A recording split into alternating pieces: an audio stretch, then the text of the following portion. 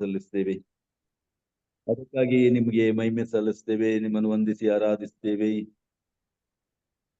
ತಂದೆಯಾದ ದೇವರೇ, ನಮ್ಮನ್ನು ಆಶೀರ್ವದಿಸಿರಿ. ಇವತ್ತು ಈ ಆರಾಧನೆ ಪ್ರಾರ್ಥನೆಯಲ್ಲಿ ಪಾಲ್ಗೊಳ್ಳುವ ಪ್ರತಿಯೊಬ್ಬರನ್ನ ಆಶೀರ್ವಾದ ಮಾಡಬೇಕಂತ ಬೇಡ್ಕೊಳ್ತಿದ್ದೆ. ತಂದೆಯಾದ ದೇವರೇ, ನಿಮ್ಮ ಪವಿತ್ರಾತ್ಮ ವರಗಳಿಂದ ನಮ್ಮನ್ನು ತುಂಬಿಸಬೇಕು ನಾವು ಬೇಡ್ಕೊಳ್ತೇವೆ. ಪವಿತ್ರಾತ್ಮರೇ ಬನ್ನಿ, ನಿಮಗೆ ಸ್ವಾಗತ, ನಮ್ಮ ಹೃದಯಕ್ಕೆ ಆತ್ಮಕ್ಕೆ ಸ್ವಾಗತ. ಸ್ವರ್ಗೀಯ ಶಕ್ತರೇ,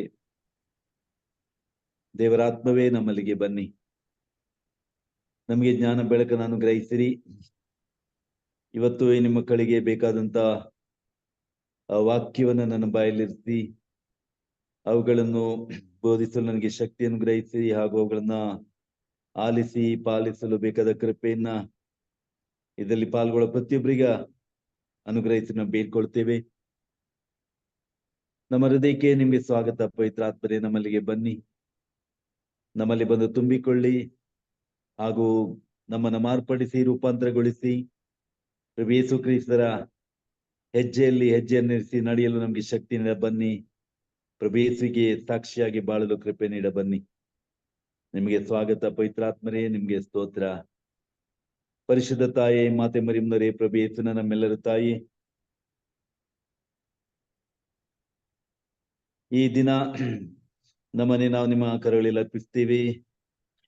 ಈ ಆರಾಧನೆ ಪ್ರಾರ್ಥನೆಯಲ್ಲಿ ಪಾಲ್ಗೊಳ್ಳುವ ಪ್ರತಿಯೊಬ್ಬರನ್ನ ನಿಮ್ಮ ಹೃದಯಕ್ಕೆ ಅರ್ಪಿಸ್ತೀವಿ. ನೀವು ನಮ್ಮ ತಾಯಿ, ನಮ್ಮ ಪಾಲಕಿ, ನಮ್ಮ ಪೋಷಕೆಂದು ಸ್ವೀಕರಿಸ್ತೀವಿ. ನಮ್ಮ ತಾಯಿಯಾಗಿರಿ, ಪಾಲಕಿ, ಪೋಷಕಿ ಆಗಿರಿ, ನಮಗಾಗಿ ಪ್ರಾರ್ಥಿಸಿರಿ. ನಮ್ಮ ಕರ ಹಿಡಿದು ಯೇಸಲ್ಲಿ ನಡೆಸ್ತಾಯಿ. ತಂದೆಯ ದೇವರೇ, ನಿಮ್ಮ ಮಗನಾದ ಯೇಸು ಕ್ರಿಸ್ತರ ಮುಖಾಂತರ ಪ್ರಾರ್ಥಿಸ್ತೇವೆ. ಸ್ವರ್ಗದಲ್ಲಿರುವ ತಂದೆ, ನಿಮ್ಮ ನಾಮ ಪೂಜಿತವಾಗಲಿ, ನಿಮ್ಮ ರಾಜ್ಯ ಬರಲಿ, ನಿಮ್ಮ ಚಿತ್ತ ಸ್ವರ್ಗದಲ್ಲಿ ನೆರವೇರೋ ಪ್ರಕಾರ ಭೂಮಿಯಲ್ಲಿ ನೆರವೇರಲಿ. ನಮ್ಮ ದಿನದ ಆಹಾರವನ್ನು ಇಂದು ನಮಗೆ ನೀಡಿರಿ. ನಮಗೆ ತಪ್ಪು ಮಾಡಿದವರನ್ನು ನಾವು ಕ್ಷಮಿಸುವ ಪ್ರಕಾರ ನಮ್ಮ ಪಾಪಗಳನ್ನು ಕ್ಷಮಿಸಿರಿ. ನಮ್ಮನ್ನು ಶೋಧನೆಗೆ ಒಳಪಡಿಸದೆ ಕೇಡುಗಳಿಂದ ನಮ್ಮನ್ನು ರಕ್ಷಿಸಿರಿ. ನಮೋ ಮರಿಯವರ ಪ್ರಸಾದ ಪುಣ್ಯ, ಪ್ರಭು ನಿಮ್ಮೊಡನೆ ಇದ್ದಾರೆ. ಸ್ತ್ರೀಯಲ್ಲಿ ಧನ್ಯರು ಮತ್ತು ನಿಮ್ಮ ಉದರದ ಫಲವಾದ ಪ್ರಭು ಯೇಸು ಧನ್ಯರು. ಪರಿಶುದ್ಧ ಮರಿಯ ದೇವ ಮಾತೆ, ಪಾಪಿಗಳಾಗಿರುವ ನಮಗಾಗಿ ಈಗಲೂ ನಮ್ಮ ಮರಣದ ಸಮಯದಲ್ಲಿಯೂ ಪ್ರಾರ್ಥಿಸಿರಿ. ಆಮೆನ್. ಅವರ ಪ್ರಸಾದ ಪುಣ್ಯ, ಪ್ರಭು ನಿಮ್ಮೊಡನೆ ಇದ್ದಾರೆ. ಸ್ತ್ರೀಯಲ್ಲಿ ಧನ್ಯರು ಮತ್ತು ನಿಮ್ಮ ಉದರದ ಫಲವಾದ ಪ್ರಭು ಯೇಸು ಧನ್ಯರು. ಪರಿಶುದ್ಧ ಮರಿಯ ದೇವ ಮಾತೆ, ಪಾಪಿಗಳಾಗಿರುವ ನಮಗಾಗಿ ಈಗಲೂ ನಮ್ಮ ಮರಣದ ಸಮಯದಲ್ಲಿಯೂ ಪ್ರಾರ್ಥಿಸಿರಿ. ಆಮೆನ್. ನಮ್ಮ ಮರಿಯ ಪ್ರಸಾದ ಪುಣ್ಯ, ಪ್ರಭು ನಿಮ್ಮೊಡನೆ ಇದ್ದಾರೆ. ಸ್ತ್ರೀಯಲ್ಲಿ ಧನ್ಯರು ಮತ್ತು ನಿಮ್ಮ ಉದರದ ಫಲವಾದ ಪ್ರಭು ಯೇಸು ಧನ್ಯರು. ಪರಿಶುದ್ಧ ಮರಿಯ ದೇವ ಮಾತೆ, ಪಾಪಿಗಳಾಗಿರುವ ನಮಗಾಗಿ ಈಗಲೂ ನಮ್ಮ ಮರಣದ ಸಮಯದಲ್ಲಿಯೂ ಪ್ರಾರ್ಥಿಸಿರಿ. ಆಮೆನ್. ಪಿತರಿಗೂ ಸುತರಿಗೂ ಪವಿತ್ರಾತ್ಮರಿಗೂ ಮಹಿಮೆ ಆಗಲಿ, ಆದಿಯಲ್ಲಿದ್ದಾಗಿ ಈಗಲೂ ಸದಾ ಕಾಲವು ಸ್ತೋತ್ರ ಉಂಟಾಗಲಿ. Amen. Praise the Lord. Hallelujah. Hallelujah. ಪ್ರಿಯರೇ, ಇವತ್ತು ಒಂದು ಬೇರೆ ಟಾಪಿಕ್ ನಾನು ತೆಗೆದುಕೊಂಡಿದ್ದೀನಿ. ದಿನ ನಾವು ಇದರಿಂದ ನಾವು ಕಥೋಲಿಕ ಧರ್ಮಸಭೆಯ ಧರ್ಮೋಪದೇಶ ಸಂಕ್ಷೇಪ, ಅದರಿಂದ ನಾವು ಧ್ಯಾನ ಮಾಡ್ತಿದ್ದೆವು, catechism of the Catholic church. But ನಮ್ಗೆ ಮೊನ್ನೆ ತಾನೇ ಒಬ್ರು ಫೋನ್ ಮಾಡಿ ಕೇಳಿದ್ರಪ್ಪ, ಅದು ನಮ್ಮಲ್ಲಿ ತುಂಬಾ ಜನ ನಮೋ ಮರಿಯ ಪ್ರಾರ್ಥನೆ ಹೇಳ್ಬೇಕಾದ್ರೆ ಅಲ್ಲಿ ಸ್ವಲ್ಪ ಬದಲಾವಣೆ ಆಗಿದ್ದು, ಅದು ತುಂಬಾ ಜನ ಗೊತ್ತಾಗಿಲ್ಲ, ಅದು ಗಮನಿಸ್ತಾ ಇಲ್ಲ. ಹಳೆ ನಮೋ ಮರಿಯನ್ನ ಹೇಳ್ತಾ ಇದ್ದಾರೆ, ಅದರಿಂದ ಯಾತಕ್ಕೋಸ್ಕರ ಕೆಲವು ಪದಗಳನ್ನ ಚೇಂಜ್ ಮಾಡಿದ್ದಾರೆ, ಅದರ ಬಗ್ಗೆ ತಿಳಿಸಿ ಅಂತ ಒಬ್ರು ರಿಕ್ವೆಸ್ಟ್ ಮಾಡ್ಕೊಂಡ್ರು. ಅದಕ್ಕೋಸ್ಕರ ಆ ಕೋರಿಕೆ ಮೇರೆಗೆ ಇವತ್ತು ಅಲ್ಲಿ ನಮೋ ಮರಿಯ ಅದರಲ್ಲಿ ಬರುವಂತ ಒಂದು ಪದ, ನಮೋ ಮರಿಯ ಪ್ರಸಾದ ಪುಣ್ಯ, ಪ್ರಭು ನಿಮ್ಮೊಡನೆ ಇದ್ದಾರೆ. ಸ್ತ್ರೀಯಲ್ಲಿ ಧನ್ಯರು ಮತ್ತು ನಿಮ್ಮ ಉದರ ಫಲವಾದ ಪ್ರಭು ಧನ್ಯರು. ಅಲ್ಲಿ ಹಳೇದಾಗಿ ಸಂತ ಮರಿಯ ದೇವಮಾತೆ ಅಂತ ಇತ್ತು. ಸಂತ ಮರಿಯ ದೇವಮಾತೆ, ಪಾಪಿಗಳು ನಮ್ಗಾಗಿ ಈಗಲೂ ಮರಣ ಸಮಯದಲ್ಲಿ ಪ್ರಾರ್ಥಿಸಿರಿ.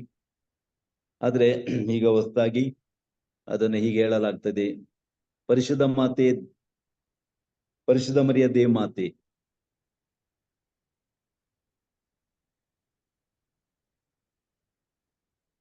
ಪರಿಶುದ್ಧ ದೇವಮಾತೆ ಅಂತ ಆ ಪದ ಅಲ್ಲಿ ಸಂತ ಮರಿಯ ಅಂತ ಇದ್ದದನ್ನ ಪರಿಶುದ್ಧ ಮರಿಯ ದೇವಮಾತೆ, ಪಾಪಿಗಳು ನಮ್ಗಾಗಿ ಈಗಲೂ ಮರಣ ಸಮಯದಲ್ಲೂ ಪ್ರಾರ್ಥಿಸಿ ಅಂತ. ಆದ್ರೆ ತುಂಬಾ ಜನರಿಗೆ ಅದು ಗೊತ್ತಿಲ್ಲ. ಬಟ್ ಗೊತ್ತಿದ್ರು ಕೂಡ ಕೆಲವರು ಆ ಹಳೆ ಪದವನ್ನು ಉಪಯೋಗಿಸ್ತಾರೆ. ಅದರಿಂದ ಜನರಿಗೆ ಗೊತ್ತಾಗ್ಲಿ ಯಾಕೆ ಅದು ಚೇಂಜ್ ಮಾಡಿದ್ಯಾಕೆ, ಧರ್ಮಸಭೆ ಯಾಕೆ ಈ ಹೊಸ ಪದ ಹಾಕಿದ್ದಾರೆ, ಪರಿಶುದ್ಧ. ಕೊಂಕಣಿಯಲ್ಲೂ ಕೂಡ ಭಗವಂತಿ ಮರಿ, ಸಂತ ಮರಿಯ ದ್ಯಾವಚಮೆ, ಸಂತ ಮರಿಯ ಅದೇ ಇದ್ರ ಭಗವಂತಿ ಮರಿ ಅಂತೆ. ಭಗವಂತು, ಪವಿತ್ರ, ಪರಿಶುದ್ಧ ಮಾತಿ, ಈ ಪದ ಯಾಕೆ ಹಾಕಿದ್ದಾರೆ? ಅದರಿಂದ ಅದರ ಬಗ್ಗೆ ನಾವು ಸ್ವಲ್ಪ ಚಿಂತನೆ ಮಾಡೋಣ ಅಂತ ಹೇಳಿಕೊಂಡು ಇವತ್ತು ನಿಮಗೆ ನಾನು ಕರೆ ಕೊಡ್ತಾ ಇದ್ದೀನಿ ಅದರ ಬಗ್ಗೆ. ಪ್ರಿಯರೇ, ನಾವು ಮಾತೆ ಮರಿಯಮ್ಮನವರನ್ನ ಎಲ್ಲರೂ ಹೇಳ್ತಾರೆ, ಸಭೆ ವಿಶೇಷವಾಗಿ ಸಭೆಯವರು ಮರಿಯಮ್ಮನವರಿಗೆ ಅವ್ರಿಗೆ ಏನ್ ವಿಶೇಷ, ನಮ್ ತರ ಅವರೊಂದು ಸಾಮಾನ್ಯ ಹೆಂಗ್ಸಲ್ವಾ, ಅವ್ರನ್ನ ಯಾಕೆ ನಾವು ವಿಶೇಷವಾದ ರೀತಿಯಲ್ಲಿ ಗಮನಿಸ್ಬೇಕು? ದೇವರು ಎಲ್ಲರನ್ನು ಉಪಯೋಗಿಸ್ತಾರೆ, ಹಾಗೆ ಅವ್ರನ್ನ ಒಂದು ಕಾರ್ಯಕ್ಕೋಸ್ಕರ ಉಪಯೋಗಿಸಿದ್ರು ಅಷ್ಟೇ ಹೊರತು ಅದ್ರಲ್ಲಿ ಏನ್ ವಿಶೇಷ, ಅವ್ರಿಗೆ ಯಾಕೆ ನಾವು ವಿಶೇಷವಾದ ಒಂದು ಘನಮಾನ ಗೌರವ ಕೊಡಬೇಕು ಅಂತ ತುಂಬಾ ಜನರು ಹೇಳ್ತಾರೆ, ಮಾತಾಡ್ತಾರೆ. ಅದರಿಂದ ಇವತ್ತು ನಾವು ಯಾಕೆ ಈ ಮರಿಯಮ್ಮನವರಿಗೆ ವಿಶೇಷವಾದಂತ ಒಂದು ಘನ ಮಾನ ಗೌರವ ಕೊಡಬೇಕು, ಯಾಕೆ ಧರ್ಮಸಭೆ ಕಾಲಾನುಕಾಲಕ್ಕೆ ಅದು ಹೊಸ ಒಂದು ಜ್ಞಾನೋದಯ ಆದಾಗೆ ಕೆಲವು ಶಬ್ದಗಳನ್ನ, ಪದಗಳನ್ನ, ಮತ್ತೆ ಕೆಲವು ಪ್ರಾರ್ಥನೆ, ಸ್ವಲ್ಪ ವಿಧಿವಿಧಾನಗಳನ್ನ ಚೇಂಜ್ ಮಾಡ್ತಾರೆ. ಹಳೆದು ಯಾಕೆ ಹೇಳಬಾರ್ದು, ಹೊಸದಾಗಿ ಯಾಕೆ ಹೇಳ್ಬೇಕು ಅಂತ ಕೆಲವು ಚರ್ಚೆಗಳು ನಡೀತಾ ಇರ್ತವೆ. ಈಗ ಪೂಜೆಯಲ್ಲಿ ಸ್ವಲ್ಪ ಬದಲಾವಣೆ ಆಗಿದೆ.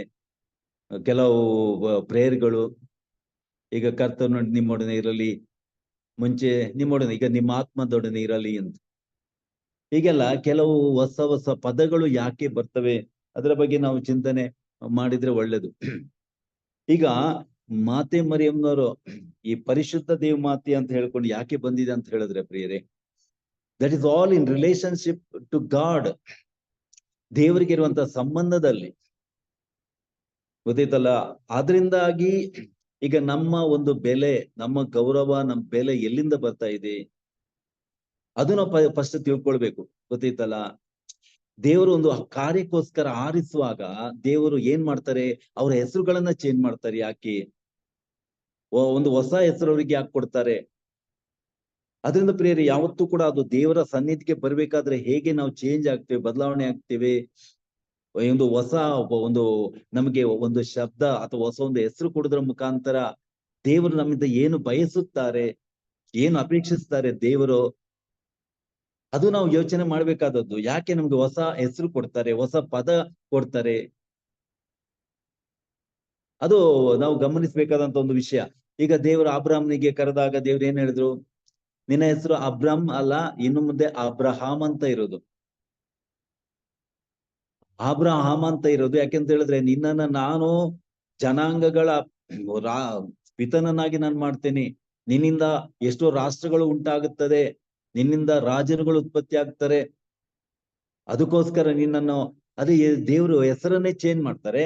ಯಾಕೆಂತ ಹೇಳಿದ್ರೆ ಆತನ ಮುಖಾಂತರ ಮುಂದೆ ಈ ವಿಶ್ವಕ್ಕೆ ಬರಲಿರುವಂತ ಆಶೀರ್ವಾದದ ಬಗ್ಗೆ, ನಿನ್ನನ್ನು ಆಶೀರ್ವಾದದ ನಿಧಿಯನ್ನಾಗಿ ಮಾಡ್ತೀನಿ ಅಂತ ದೇವರು ಅಲ್ಲಿ ಒಂದು ಹೊಸ ಪದ ಕೊಡ್ತಾರೆ. ಅಬ್ರಾಮ್ ಅಂತ ಇದ್ದದ್ದು ದೇವ್ರೇನು ಮಾಡ್ತಾರೆ, ಅಬ್ರಹಾಮ ಅಂತ ಮಾಡ್ತಾರೆ.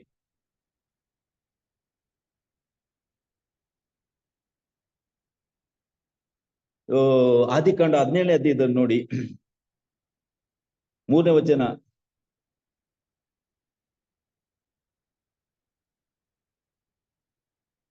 ಅಬ್ರಹಾಮನು ಅಡ್ಡ ಬಿದ್ದು ಸಾಷ್ಟಾಂಗ ಪ್ರಣಾಮ ಮಾಡಿದನು. ದೇವರವನಿಗೆ, ನಾನ್ ನಿನಗೆ ವಾಗ್ದಾನ ಮಾಡಿ ಹೇಳ್ತೇನೆ, ನೀನು ಅನೇಕ ರಾಷ್ಟ್ರಗಳಿಗೆ ಮೂಲ ಪುರುಷನಾಗುವೆ.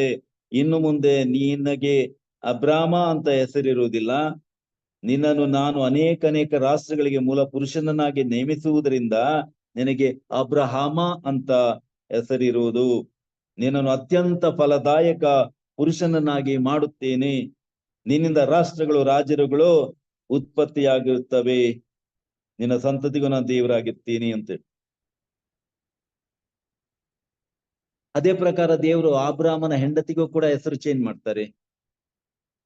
ಆದಿಕಾಂಡ 17 ವಚನ 15, ದೇವರು ಅಬ್ರಾಮನಿಗೆ ಇನ್ನೂ ಹೇಳಿದ್ದೇನೆಂದ್ರೆ, ಇನ್ನು ಮುಂದೆ ನಿನ್ನ ಹೆಂಡತಿ ಆಕೆಯನ್ನು ಸಾರಯಳು ಎಂದು ಕರೆಯದೆ ಸಾರಾ ಎಂದು ಕರೆಯಬೇಕು. ನಾನು ಆಕೆಯನ್ನ ಆಶೀರ್ವದಿಸಿದ್ದೇನೆ, ಆಕೆ ನಿನಗೊಬ್ಬ ಮಗನನ್ನು ಹೆರುವಳು. ನನ್ನ ಆಶೀರ್ವಾದ ಪಡೆದ ಆಕೆ ರಾಷ್ಟ್ರಗಳಿಗೆ ಮಾತೆಯಾಗುವಳು. ಆಕೆಯಿಂದ ರಾಷ್ಟ್ರಗಳು, ರಾಜರುಗಳು ಉತ್ಪತ್ತಿಯಾಗುವರು. ಅದಕ್ಕೆ ದೇವರು ಅಲ್ಲಿ ಹೆಸರನ್ನು ಚೇಂಜ್ ಮಾಡ್ತಾರೆ. ಯಾಕೆಂದ್ರೆ ಅವರಿಂದ ಅನೇಕ ರಾಷ್ಟ್ರಗಳನ್ನ ದೇವರು ಉತ್ಪತ್ತಿ ಮಾಡ್ತಾರೆ, ಆಶೀರ್ವಾದ ನಿತ್ಯನಾಗಿ ಮಾಡ್ತಾರೆ. ಅವರ ಮುಖಾಂತರ ಸಂತತಿಗೆ ಆಶೀರ್ವಾದ ಬರ್ತಾರೆ. ಅದೇ ಪ್ರಕಾರ ಯೇಸುಸ್ವಾಮಿ ಪೇತ್ರನಿಗೆ ಒಂದು ಹೊಸ ಹೆಸರು ಕೊಡ್ತಾರೆ. ಪೇತ್ರನಿಗೆ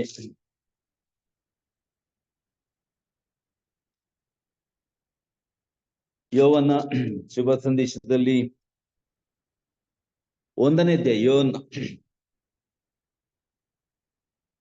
ಅಲ್ಲಿ ಸಿಮೋನ್ ಪೇತ್ರನಾದ ಸಹೋದರನಾದ ಅಂದ್ರೆಯನು ಸಿಮೋನನ ಕಂಡು ನಮಗೆ ಮೆಸೇಜ್ ಸಿಕ್ಕಿದ್ದಾರೆ ಎಂದು ಅಂದ್ರೆಯ ಅಣ್ಣನಿಗೆ ಹೇಳ್ತಾ ಇದ್ದಾನೆ. ಪೇತ್ರನಿಗೆ ನಮಗೆ ಮೆಸೇಜ್ ಸಿಕ್ಕಿದೆ ಅಂತ ಆತನನ್ನು ಯೇಸುವಿಗೆ ಕರ್ಕೊಂಡ್ ಬರ್ತಾರೆ. ಪ್ರಭು ಯೇಸು ಸಿಮೋನನ ನೋಡಿ, ಯೋವಾನನ ಮಗನಾದ ಸಿಮೋನನೇ, ಇನ್ನು ಮುಂದೆ ನಿನ್ನನ್ನು ಕೇಫಾ ಎಂದು ಕರೆಯುವರು ಎಂದು ನುಡಿದರು. ಕೇಫಾ ಎಂದರೆ ಪೇತ್ರ ಇಲ್ಲವೇ ಬಂಡೆ ಎಂದು ಅರ್ಥ. ಈಗ ಯೇಸುವಿನ ಹೆಸರು ಚೇಂಜ್ ಮಾಡ್ತಾರೆ. ಪೇತ್ರನ ಹೆಸರನ್ನ ಕೇಫಾ ಅಂತ ಕರೀತಾರೆ. ಯಾಕಂತ ಹೇಳಿದ್ರೆ, ನಿನ್ನ ಮೇಲೆ ನೀನು ಬಂಡೆ, ನಿನ್ ಮೇಲೆ ನಾನು ಸಭೆ ಕಟ್ತೀನಿ, ನರಕದ ಪಾತಾಳೋಕದ ಶಕ್ತಿಗಳು ಎಂದಿಗೂ ಅದನ್ನ ಜಯಿಸಲಾರದು, ಸ್ವರ್ಗರಾಜ್ಯದ ಬೀಗದ ಕೈ ಕೊಡ್ತೀನಿ ಅಂತ. ಅದಕ್ಕಾಗಿ ಯೇಸುಸ್ವಾಮಿ ಆತನ ಹೆಸರನ್ನು ಚೇಂಜ್ ಮಾಡ್ತಾರೆ, ಒಂದು ಹೊಸ ಹೆಸರು ಕೊಡ್ತಾರೆ. ಬಂಡೆ, ಕೇಫಾ, ಪೇತ್ರ, ಬಂಡೆ ಅಂತ ಹೇಳ್ಕೊಂಡು ಹೆಸರು ಕೊಡ್ತಾರೆ. ಯಾಕಂದ್ರೆ ಆ ಹೆಸರು ಆತನು ಮುಂದೆ ಒಂದು ಜವಾಬ್ದಾರಿ ಯಾವ್ದು ವಹಿಸ್ಕೊಳ್ಳಿಕ್ಕುಂಟು, ಮುಂದೆ ಆತನು ದೇವರಿಗಾಗಿ, ಸ್ವರ್ಗರಾಜ್ಯಕ್ಕಾಗಿ ಏನೆಲ್ಲ ಸಾಧನೆ ಮಾಡಬೇಕು, ದೇವರು ಆತನಿಗೆ ಯಾವೊಂದು ಜವಾಬ್ದಾರಿಯನ್ನು ಕೊಡ್ತಾರೆ, ಆ ಒಂದು ಹೆಸರಿನ ಮೂಲಕ ಅಲ್ಲಿ ಸೂಚಿಸ್ತಾರೆ. ಅದರಿಂದ ಇಲ್ಲಿ ನಾವು ಬಳಸುವಂತ ಪದಗಳು ಅದು ಸುಮ್ನೆ ಈಗ ನಮ್ಮ ಲಿಟರ್ಜಿಯಲ್ಲಿ ಕೂಡ, ಆರಾಧನಾ ವಿಧಿಯಲ್ಲಿ ಕೂಡ ಒಂದೊಂದು ಪದ ಉಪಯೋಗಿಸ್ಬೇಕಾದ್ರೆ ಬಹಳ ತೂಕ ಮಾಡಿ, ಬಹಳ ಚಿಂತನೆ ಮಾಡಿ ಒಂದೊಂದು ಪದಗಳನ್ನ ಆರಿಸ್ಕೊಡ್ತಾರೆ. ಅದರಿಂದ ಅದನ್ನ ನಾವು ಬಹಳ ಕೂಲಂಕಷವಾಗಿ ಗಮನಿಸ್ಬೇಕಾದದ್ದು. ಅವಾಗ ನಮ್ಗೆ ತುಂಬಾ ಅರ್ಥಗಳು ಗೊತ್ತಾಗ್ತದೆ, ತುಂಬಾ ವಿಷಯಗಳು ಅದನ್ನ ನಾವು ಕಲೀಲಿಕ್ಕೆ ಸಾಧ್ಯವಾಗ್ತಾ ಇದೆ. ಅದರಿಂದ ಪ್ರಿಯರೇ, ಹೀಗೆ ಆತರ ಈಗ ಮಾತೆ ಮರಿಯಮ್ನವರ ವಿಷಯದಲ್ಲೂ ಕೂಡ ಅಷ್ಟೇ. ಈಗ ಮರಿಯಮ್ನವರು ಸಾಮಾನ್ಯ ಹೆಂಗಸು ಹೌದು, ಸಾಮಾನ್ಯ ಮಹಿಳೆ ಹೌದು, ಬಟ್ ಸಾಮಾನ್ಯ ಮಹಿಳೆ ಆದ್ರೂ ಕೂಡ ಅದು ದೇವರ ಕೈಗೆ ಸಿಕ್ಕಿದಾಗ ಅಥವಾ ದೇವರಿಗೆ ಹತ್ತಿರವಾದಾಗ ಒಂದು ಸಾಮಾನ್ಯ ವಿಷಯವಾದದ್ದು, ಒಂದು ಅತಿ ವಿಶೇಷವಾದಂತ ಒಂದು ವಿಷಯ ಸಂಗತಿ ಆಗುವುದನ್ನ ನಾವು ನೋಡ್ತೀವಿ.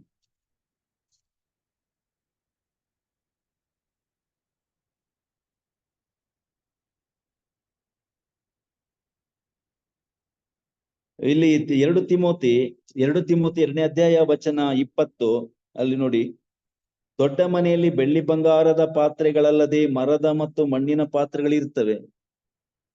ದೊಡ್ಡ ಮನೆಗಳಲ್ಲಿ, ಶ್ರೀಮಂತರ ಮನೆಗಳಲ್ಲಿ ಬೆಳ್ಳಿ ಬಂಗಾರದ ಪಾತ್ರೆಗಳಲ್ಲದೆ ಮರದ ಮತ್ತು ಮಣ್ಣಿನ ಪಾತ್ರೆಗಳಿರ್ತವೆ. ಇವುಗಳಲ್ಲಿ ಕೆಲವು ಉತ್ತಮ ಬಳಕೆಗೂ ಇನ್ನು ಕೆಲವು ಸಾಮಾನ್ಯ ಬಳಕೆಗೂ ಬರುದುಂಟು.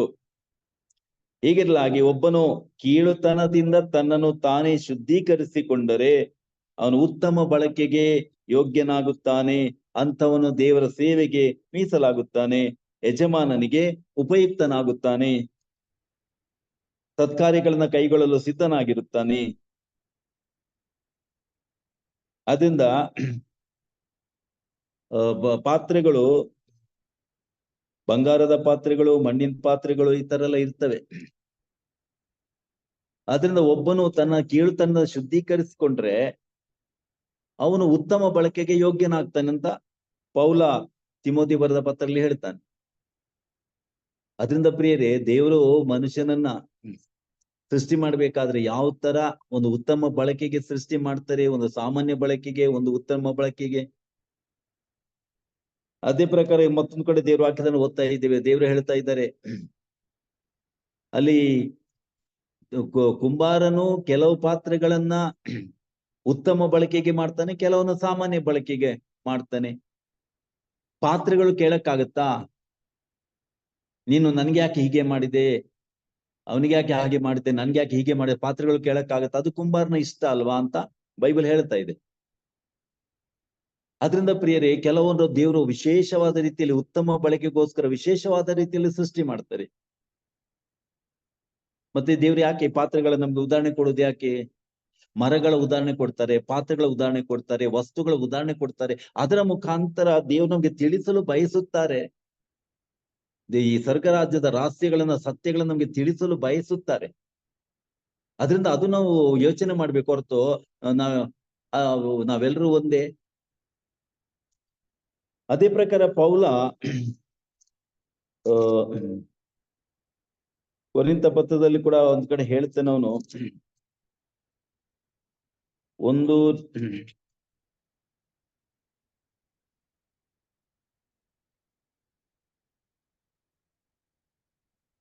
2 ತಿಮೋತಿ 5ನೇ ಅಧ್ಯಾಯ ವಚನ 16. 2 ತಿಮೋತಿ 5ನೇ ಅಧ್ಯಾಯ ವಚನ 16. ಇನ್ನು ಮುಂದೆ ನಾವು ಯಾರನ್ನು ಕೇವಲ ಮಾನವ ದೃಷ್ಟಿಯಿಂದ ಪರಿಗಣಿಸುವುದಿಲ್ಲ. ಇನ್ನು ಮುಂದೆ ನಾವು ಯಾರನ್ನು ಕೇವಲ ಮಾನವ ದೃಷ್ಟಿಯಿಂದ ನಾವು ಪರಿಗಣಿಸುವುದಿಲ್ಲ. ಒಂದು ಕಾಲದಲ್ಲಿ ಕ್ರಿಸ್ತ ಯೇಸುನ ಹಾಗೆ ಪರಿಗಣಿಸಿದುಂಟು, ಇನ್ನು ಮುಂದೆ ಹಾಗೆ ಮಾಡುವುದಿಲ್ಲ. ಇಲ್ಲಿ ಪೌಲ ಮಾಡಿದಂತ ಒಂದು ತಪ್ಪು ಯಾವುದು, ಎಡವಟ್ಟು ಯಾವುದು? ಪೌಲ ಯೇಸು ಕ್ರಿಸ್ತರು ಕೊಟ್ಟಿಗೆಯಲ್ಲಿ ಹುಟ್ಟಿದ್ರು, ಗುಡ್ಡದಲ್ಲಿ ಸತ್ರು, ನಮ್ ತರ ಜೀವನ ಮಾಡಿದ್ರಿ ಅಂತ ತಿಳ್ಕೊಂಡು ಪೌಲ ಯೇಸು ಕ್ರಿಸ್ತರು ಏನು ವಿಶೇಷ, ನಮ್ ತರನೇ ಅಲ್ವಾ, ಅವ್ರಿಗೆ ಯಾಕ್ರಿ ಕ್ರಿಶ್ಚಿಯನ್ಗಳು ಯಾಕೆ ವಿಶೇಷವಾದಂತ ಸ್ಥಾನಮಾನ ಗೌರವ ಕೊಡ್ತಾರೆ ಅಂತ ಹೇಳ್ಕೊಂಡು ಪೌಲ ಈ ಫರಿಸಾಯರು ಅಥವಾ ಯಹೂದ್ಯರೆಲ್ಲ ಇವತ್ತಿನೂ ಕೂಡ ಹಾಗೆ ತಿಳ್ಕೊಳ್ತಾರೆ. ಅಲ್ಲ, ಯೇಸು ಏನು ವಿಶೇಷ ಯೇಸುನಲ್ಲಿ? ಒಂದು ಕೊಟ್ಟಿಗೆಯಲ್ಲಿ ಹುಟ್ಟಿದ್ದು ಒಂದು ಸಾಮಾನ್ಯ ಮಗು, ಆಮೇಲೆ ಒಂದು ಶಿಲ್ವೆಯಲ್ಲಿ ನಮ್ಮ ತರ ಸತ್ತು ಹೋಯ್ತು, ಅದಕ್ಕೆ ಯಾಕೆ ನೀವು ದೇವ್ರು ಮಾಡ್ತೀರಾ, ಹಾಗೆ ಮಾಡ್ತೀರಾ, ಹೀಗೆ ಮಾಡ್ತೀರಾ ಅಂತ. ಆದ್ರಿಂದ ಯಾವಾಗ ಪೌಲ ಇಲ್ಲಿ ದಮಸ್ಕಸ್ಗೆ ಹೋಗ್ಬೇಕಾದ್ರೆ ಪ್ರೇಷಕಾರ 9ನೇ ಅಧ್ಯಾಯದಲ್ಲಿ ಅಲ್ಲಿ ಕುದುರೆಯಿಂದ ಬೀಳ್ತಾನೆ, ಒಂದು ವಾಣಿ ಕೇಳ್ತಾ ಇದೆ, ಒಂದು ಭಯಂಕರವಾದಂತ ಬೆಳಕು ಬೀರ್ತಾ ಇದೆ. ಸೌಲ ನನ್ಗೆ ಯಾಕೆ ಹಿಂಸೆ ಕೊಡ್ತಿ, ಟಾರ್ಚರ್ ಕೊಡ್ತಿ ಅಂತ ಕೇಳುವಾಗ ಪೌಲ ಹೇಳ್ತಾನೆ, ಪ್ರಭು ನೀನ್ ಯಾರು? ಆಗ ಆ ವಾಣಿ ಹೇಳ್ತಾ ಇದೆ, ನೀನ್ ಹಿಂಸೆ ಕೊಡೋ ಯೇಸು ನಾನು. ಅಲ್ಲಿ ಪೌಲನಿಗೆ ಯಾವ ತರ ಒಂದು ಸಂಕಟ ಆಗುತ್ತೆ ಅಂತ, ಯೇಸು ನಿನ್ ದೇವರ, ಗಾಡ್, ಯೇಸು ನಿನ್ ದೇವರ. ಯಾಕೆ? ಅಲ್ಲ, ಶಿಲುಬೆ ಮೇಲೆ ಸತ್ತ ರೀತಿ ನೋಡಿದ್ರೆ, ಕೊಟ್ಟಿಗೆಯಲ್ಲಿ ತಂದು ಹುಟ್ಟಿದ ರೀತಿ ನೋಡಿದ್ರೆ, ಅಯ್ಯೋ ಯೇಸು ನಿನ್ ಯಾರು ದೇವ್ರು ಅಂತಾರೆ, ಓ ಗಾಡ್ ಎಂತ ತಪ್ಪು ಮಾಡಿಬಿಟ್ಟೆ ಅಂತ. ಅದಕ್ಕೆ ಪೌಲ ಹೇಳ್ತಾನೆ, ಇನ್ನು ಮುಂದೆ ನಾವು ಯಾರನ್ನು ಕೇವಲ ಮಾನವ ದೃಷ್ಟಿಯಿಂದ ಇನ್ನು ಮುಂದೆ ಯಾರನ್ನು ಕೂಡ ನಾವು ಕೇವಲ ಕಾಣುವುದಿಲ್ಲ. ಯಾಕೆಂದ್ರೆ ಹೇಳ್ತಾರಲ್ಲ, ಯಾವ ಹುತ್ತದಲ್ಲಿ ಎಂತ ಹಾವು ಉಂಟು ಯಾರಿಗೊತ್ತು? ಅದರಿಂದ ನಾವು ಹೇಳಕ್ಕಾಗಲ್ಲ ಒಂದು ಹುತ್ತದ ಒಳಗಡೆ ಹಾವಿದ್ಮೇಲೆ ಅದು ಎಂತ ಹಾವಿರ್ತದೆ ಅಂದ್ರೆ, ಒಂದು ವ್ಯಕ್ತಿಯಲ್ಲಿ ಎಂತ ಪುರುಷನಿರ್ತಾನೆ ಹೇಳಕ್ಕಾಗಲ್ಲ ನಮ್ಗೆ. ಈಗ ಏಸಮ್ ಹೇಳ್ತಾರಲ್ಲ, ಒಬ್ಬನಿಗೆ ನೀವು ನನ್ ಪ್ರವಾದಿ ಅಂತ ಗೌರವ ಕೊಟ್ರೆ ಪ್ರವಾದಿಯ ಪ್ರತಿಫಲ ಪಡಿತಾನೆ, ಪ್ರೇಷಿತ ಅಂತ ಗೌರವ ಕೊಟ್ರೆ ಪ್ರೇಷಿತನ, ಆಮೇಲೆ ಅವನು ನನ್ನ ಶಿಷ್ಯ ಅಂತ ನೀವು ಗೌರವ ಕೊಟ್ರೆ ಶಿಷ್ಯನ ಪ್ರತಿಫಲ ಪಡಿತಿ. ಪ್ರಿಯರಿ, ಒಬ್ಬನಿಗೆ ಹೆಲ್ಪ್ ಮಾಡಿದಾಗ ನಾವು ನೀನ್ ಒಂದ್ ಲೋಟ ನೀರು ಕೊಡು, ಬಟ್ ಏಸಮ್ ಹೇಳ್ತಾರೆ, ನೀನ್ ಯಾರಿಗ್ ಕೊಡ್ತೀಯ ಅದೇ ಲೋಟ ನೀರು ನೀನು ಪ್ರೇಷಿತನಿಗೆ ಕೊಡ್ತೀಯ, ಪ್ರವಾದಿಗೆ ಕೊಡ್ತೀಯ, ಅಥವಾ ಒಬ್ಬ ನನ್ ಶಿಷ್ಯನಿಗೆ ಕೊಡ್ತೀಯ, ನಾನು ಒಬ್ಬ ಹಿಂಬಾಲಕನಿಗೆ ಕೊಡ್ತೀಯ, ಅದೇ ತರದ ಪ್ರತಿಫಲ ನಿನ್ ಸಿಗ್ತಾ ಇದೆ. ಪ್ರವಾದಿ ಕೊಟ್ರೆ ಆ ಪ್ರವಾದಿ ಸಿಗುವಂತ ಆ ವಿಶೇಷ ಪ್ರತಿಫಲ ನಿನ್ ಸಿಗುತ್ತೆ ಅಂತ. ಅದರಿಂದ ಪ್ರಿಯರೇ, ನಮಗೆ ವ್ಯಕ್ತಿಗಳು ನಮ್ಗೆ ಒಂದೇ ತರ ಕಾಣಬಹುದು, ಆದ್ರೆ ವ್ಯಕ್ತಿಗಳಲ್ಲಿ ಅದು ವ್ಯತ್ಯಾಸ ಉಂಟಂತ ಇಲ್ಲಿ ನಮ್ಗೆ ಗೊತ್ತಾಗ್ತದೆ. ಕೆಲವನ್ನ ದೇವರು ವಿಶೇಷವಾದ ರೀತಿಯಲ್ಲಿ ಅವನ್ನ ಆಶೀರ್ವದಿಸಿದ್ದಾರೆ. ಆದ್ರಿಂದ ಅವರನ್ನ ನಾವು ಗೌರವಿಸುವಾಗ ಆ ವಿಶೇಷ ಆಶೀರ್ವಾದಕ್ಕೆ ನಾವು ಪಾತ್ರ ಆಗ್ತೀವಿ. ಆದ್ರಿಂದ ಕೆಲವರು ಸತ್ಪುರುಷರು, ಕೆಲವರು ಪ್ರೇಷಿತರು, ಕೆಲವು ದೇವರು ವಿಶೇಷವಾದಂತ ಆರಿಸಲ್ಪಟ್ಟಂತ ವ್ಯಕ್ತಿಗಳು. ಅದಕ್ಕೆ ದೇವರು ಕೀರ್ತನೆ ಒಂದ್ ಕಡೆ ಹೇಳ್ತಾರಲ್ಲ ಬೈಬಲ್ ನಲ್ಲಿ, ನಾನು ಅಭಿಷೇಕಿಸಿದವನ್ನ ಮುಟ್ಟಬೇಡಿ ಅಂತ. ನಾವ್ ಹೇಳ್ಬೋದು, ಅವನಿಗೂ ನಮ್ಗೆ ಏನ್ ವ್ಯತ್ಯಾಸ, ನಮ್ ತರನೇ ಅವನೇನು ಸ್ವರ್ಗದಿಂದ ಬಂದವನ, ನಮ್ ತರನೇ ಅಲ್ವಾ ಅವನು. ಪ್ರಿಯರೇ, ನಮ್ ತರನೇ ಹೌದು, ಬಟ್ ಒಂದ್ಸತಿ ದೇವರು ತನ್ನ ಸೇವೆಗೋಸ್ಕರ ಆರಿಸಿದ್ಮೇಲೆ ಅವ್ನು ಡಿಫ್ರೆಂಟ್ ಆಗಿರ್ತಾನೆ. ಅವನು ಯಾಕೆಂದ್ರೆ ದೇವ್ರು ಹೇಳ್ತಾರೆ, ಅದು ನನ್ನದು ಅಂತಾರೆ ದೇವರು. ಯಾವಾಗ ದೇವರಿಗೆ ಸಮರ್ಪಣೆ ಮಾಡಿಕೊಡಲಾಗುತ್ತದೆ ಆವಾಗ ಅದು ದೇವರದಾಗಿರ್ತದೆ. ಆಮೇಲೆ ಅದು ಪರಿಶುದ್ಧ ಆಗ್ತದೆ. ದೇವರಿಗೆ ನಾವು ಸಮರ್ಪಣೆ ಮಾಡಿದ ಕೂಡಲೇ ಅದೇನಾಗ್ತದೆ, ಅದು ಪರಿಶುದ್ಧ ಆಗ್ತಾ ಇದೆ ಅದು. ಅದರಿಂದ ಅದಕ್ಕೆ ದೇವ್ರು ಹೇಳ್ತಾ ಇದ್ರೆ, ನಾನು ಅಭಿಷೇಕ ಮಾಡಿದವ್ರನ್ನ ಮುಟ್ಟಬೇಡಿ ಅಂತ ದೇವ್ರು ಹೇಳ್ತಾ ಇದ್ದಾರೆ. ನಮ್ಗೆ ಗೊತ್ತಾ, ಈಗ ಯಾಜಕರು ದೇವ್ರು ವಿಶೇಷವಾಗಿ ಆರಿಸಲ್ಪಟ್ಟಂತ ವ್ಯಕ್ತಿಗಳು ಉಂಟಲ್ಲ, ಅದು ನನ್ಗೆ ಸೇರಿದವ್ರು, ನಾನು ಆರಿಸಿದ್ದೇನೆ, ನಿನ್ಗೆ ಕ್ವಶನ್ ಮಾಡ್ಲಿಕ್ಕೆ ಅಧಿಕಾರ ಇಲ್ಲ, ಹಕ್ಕಿಲ್ಲ ಅಂತ. ಆಮೇಲೆ ಅವರು ವಿಶೇಷವಾಗಿ ನೀವು ಆಶೀರ್ವಾದ ಮಾಡುವಾಗ ನಿಮ್ಗೆ ವಿಶೇಷವಾದಂತ ಆಶೀರ್ವಾದ ಸಿಗುತ್ತದೆ. ಬಟ್ ತುಂಬಾ ಜನರಿಗೆ ಅರ್ಥ ಆಗೋದಿಲ್ಲ ಇದು. ದೇವರ ವಾಕ್ಯ ಅಷ್ಟು ಕ್ಲಿಯರ್ ಆಗಿ ಹೇಳ್ತಾ ಇದೆ. ಅದರಿಂದ ನನ್ನ ಶಿಷ್ಯರು ಅಂತ ಲೋಟ ಕೊಟ್ರೆ ನಿನ್ಗೆ ಪ್ರತಿಫಲ ವಿಶೇಷವಾಗಿ ಸಿಗ್ತಾ ಇದೆ ಅಂತ. ಅದರಿಂದ ಪ್ರವಾದಿ ಅಂತ ಸನ್ಮಾನ ಮಾಡಿದ್ರೆ ಪ್ರವಾದಿಗೆ ಸಿಗುವ ನಿನ್ಗೆ ಪ್ರತಿಫಲ ಸಿಗುತ್ತೆ ಅಂತ ಯೇಸು ಅಷ್ಟು ಕ್ಲಿಯರ್ ಆಗಿ ಹೇಳಿದ್ದಾರೆ. ಆದ್ರೂ ಕೂಡ ಅರ್ಥ ಆಗಲ್ಲ. ಎಲ್ರು ಒಂದೇ ತರ, ಎಲ್ರು ಒಂದೇ ಸ್ಟ್ಯಾಂಡರ್ಡ್ ಅಂತ. ಹಾಗಾದ್ರೆ ಇಷ್ಟೆಲ್ಲ ದೇವರ ವಾಕ್ಯಗಳು ಉಂಟಲ್ಲ, ವಿಶೇಷವಾದ ಬಳಕೆಗೆ ಕೂಡ ಉಪಯೋಗವಾಗುತ್ತದೆ. ಕುಂಬಾರ ಪಾತ್ರೆ ಮಾಡುವಾಗ ಕೆಲವೊಂದು ವಿಶೇಷ ಬಳಕೆಗೆ ಅವನು ತನಗೆ ಬೇಕಾದ ಹೊರಗಡೆ ಇಡ್ತಾನೆ, ಕೆಲವರು ಹೊರಗಡೆ ಒಂದು ಸಾಮಾನ್ಯ ಬಳಕೆಗೆ, ಕೆಲವು ವಿಶೇಷ ಬಳಕೆಗೆ. ಕೆಲವು ಪಾತ್ರೆಗಳಲ್ಲಿ ತೀರ್ಥನೂ ಇಡಬಹುದು, ಹೋಲಿ ವಾಟರ್ ಇಡಬಹುದು, ಕೆಲವದ್ರಲ್ಲಿ ಹೊರಗಡೆ ಇಡ್ಬೋದು, ಅದರಲ್ಲಿ ವೇಸ್ಟ್ ಕೂಡ ಹಾಕ್ಬಹುದು, ಪಾತ್ರೆಗಳಲ್ಲಿ ಎಂಜಲು ಕೂಡ ಹಾಕ್ಬಹುದು ನಾವು. ಅದರಿಂದ ಪಾತ್ರೆ ಕೇಳಕ್ಕಾಗತ್ತಾ, ನನ್ಗೆ ಯಾಕೆ ಈ ತರ ಮಾಡಿದ್ಯ ಅಂತ? ಹಾಗಾದ್ರೆ ದೇವರೊಬ್ಬನ ವಿಶೇಷ ವ್ಯಕ್ತಿಯನ್ನ ಮಾಡ್ತಾರೆ, ನಮ್ ಕ್ವಶನ್ ಮಾಡಕ್ಕಾಗತ್ತಾ, ಅವ್ನ್ ಯಾಕೆ ವಿಶೇಷ ಮಾಡಿದ್ಯಾ, ನಮ್ಗೆ ಯಾಕೆ ಮಾಡಿಲ್ಲ ಅಂತ? ಅದರಿಂದ ಪ್ರಿಯರೇ, ಮರಿಯಮ್ನರ ವಿಷಯದಲ್ಲಿ ವಿಶೇಷವಾಗಿ ನಾವು ನೋಡೋಣ. ಯಾಕೆ ಮರಿಯಮ್ನರು ತುಂಬಾ ಡಿಫ್ರೆಂಟ್ ನಮ್ಗಿಂತ ತುಂಬಾ. ಯಾಕೆಂದ್ರೆ ದೇವರಿಗೆ ಸಮರ್ಪಿತವಾದದ್ದು ಅದು ಬಹಳ ಡಿಫ್ರೆಂಟ್ ಆಗಿದೆ. ಯಾಕೆಂದ್ರೆ ದೇವರ ಆತರ ನಮ್ಮಿಂದ ಬಹಳ ದೂರ, ಬಹಳ ಎತ್ತರ. ಓಲ್ಡ್ ಟೆಸ್ಟಮೆಂಟ್ ಥಿಯಾಲಜಿ ನೋಡಿದ್ರೆ ಹೊಸ ಒಡಂಬಡಿಕೆಯಲ್ಲಿ ಅದು ಡಿಫ್ರೆಂಟ್ ಮಾಡಿ ಕೊಟ್ಟಿದ್ದಾರೆ. ಆದ್ರೆ ಪ್ರಿಯ, ಅದರಿಂದ ನಾವು ಎರಡೂ ಕೂಡ ಅರ್ಥ ಮಾಡ್ಕೊಳ್ಬೇಕು, ಓಲ್ಡ್ ಟೆಸ್ಟಮೆಂಟ್ ಕೂಡ ನ್ಯೂ ಟೆಸ್ಟಮೆಂಟ್ ಕೂಡ. ಅದಕ್ಕೋಸ್ಕರ ನಾವು ಒಂದನ್ನೇ ಇಟ್ಕೊಂಡ್ರೆ ಪ್ರಿಯರೇ, ನಾವು ದೇವರನ್ನು ಸಂಪೂರ್ಣ ಅರ್ಥ ಮಾಡ್ಕೊಳಕ್ಕಾಗಲ್ಲ. ಬರೀ ಹೊಸ ಒಡಂಬಡಿಕೆ ಇಟ್ಕೊಂಡ್ರೆ ಆಗಲ್ಲ. ಯಾಕೆಂದ್ರೆ ಹಳೆ ಒಡಂಬಡಿಕೆಯಲ್ಲಿ ಇದ್ದ ಕೆಲವು ವಿಷಯ ಹೊಸ ಒಡಂಬಡಿಕೆಯಲ್ಲಿ ಇಲ್ಲ.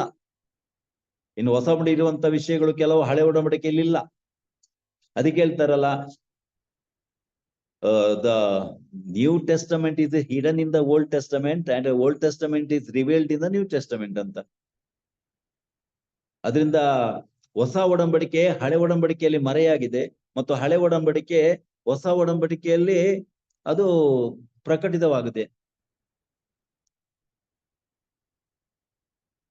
ಅದರಿಂದ ಎರಡು ಕೂಡ ನಮ್ಗೆ ಗೊತ್ತಾಗ್ಬೇಕು, ಆವಾಗ್ಲೇ ನಾವು ಬೈಬಲ್ ಸಂಪೂರ್ಣವಾಗಿ ಅರ್ಥ ಮಾಡ್ಕೊಳ್ಳಿಕ್ಕೆ ಸಾಧ್ಯ ಆಗ್ತಾ ಇದೆ.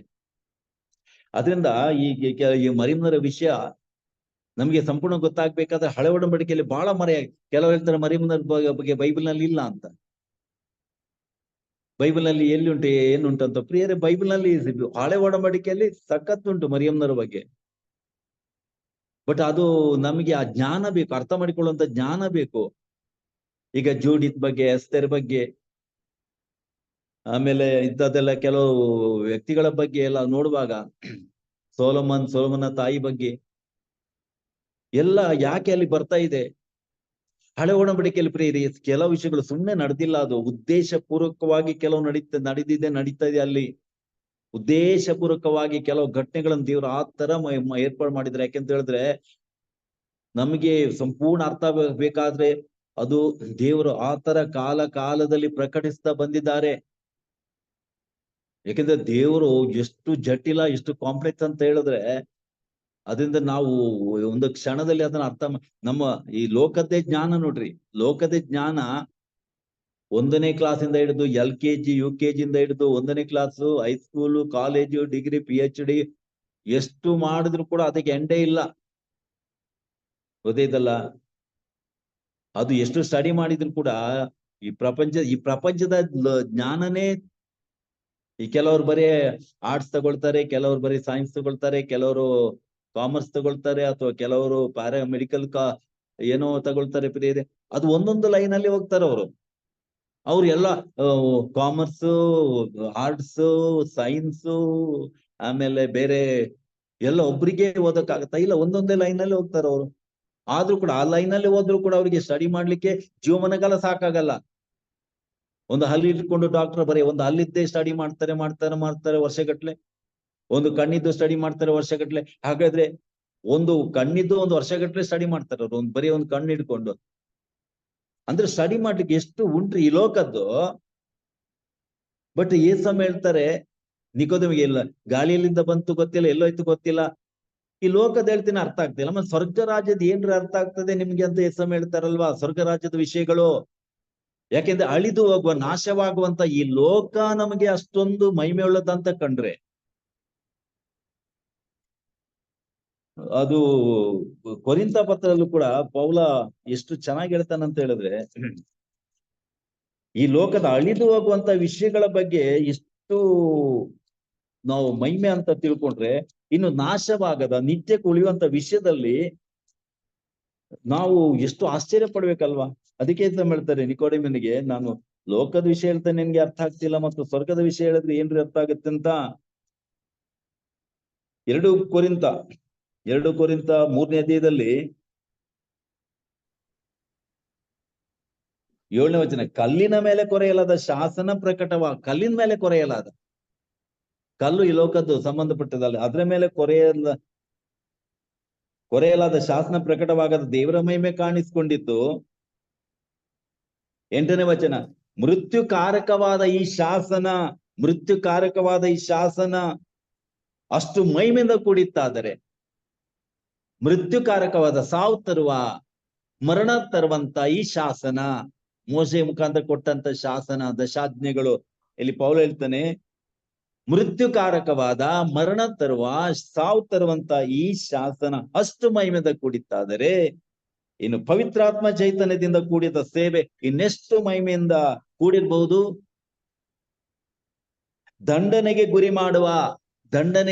ಶಿಕ್ಷೆಗೆ ಗುರಿ ಮಾಡುವ ಈ ಶಾಸನ ಸೇವೆ ಇಷ್ಟು ಮಹಿಮೆಯಿಂದ ಕೂಡಿದ್ದಾದರೆ, ಸದ್ಧರ್ಮಿಗಳು ಪರಿಶುದ್ಧರು ಎಂದು ನಿರ್ಣಯಿಸುವ ಸೇವೆ ಇನ್ನೆಷ್ಟು ಮಹಿಮೆಯಿಂದ ಕೂಡಿರ್ಬೇಕು.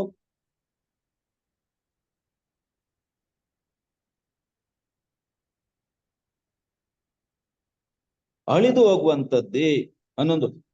ಹೋಗುವಂತ ನಾಶವಾಗುವಂತದ್ದೇ ಅಷ್ಟು ಮಹಿಮೆಯಿಂದ ಕೂಡಿತ್ತಾದ್ರೆ, ಶಾಶ್ವತವಾಗಿ ಉಳಿಯುವಂತದ್ದು ಮತ್ತೆಷ್ಟು ಮಹಿಮೆಯಿಂದ ಕೂಡಿರ್ಬೇಕು.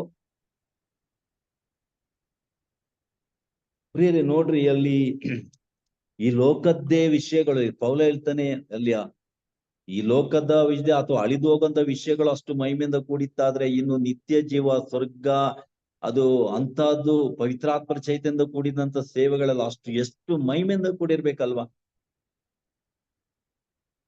ಎಷ್ಟು ಮಹಿಮೆಯಿಂದ ಕೂಡಿರ್ಬೇಕು. ಅದರಿಂದ ಇದನ್ನ ನಮ್ಮ ಅರ್ಥ ಮಾಡ್ಕೊಳಿಕ್ ಆಗಲ್ಲ ಅಂತ ಹೇಳ್ಕೊಂಡು ನಾವು ಏನೇನೋ ಹೇಳ್ತೀವಲ್ಲ.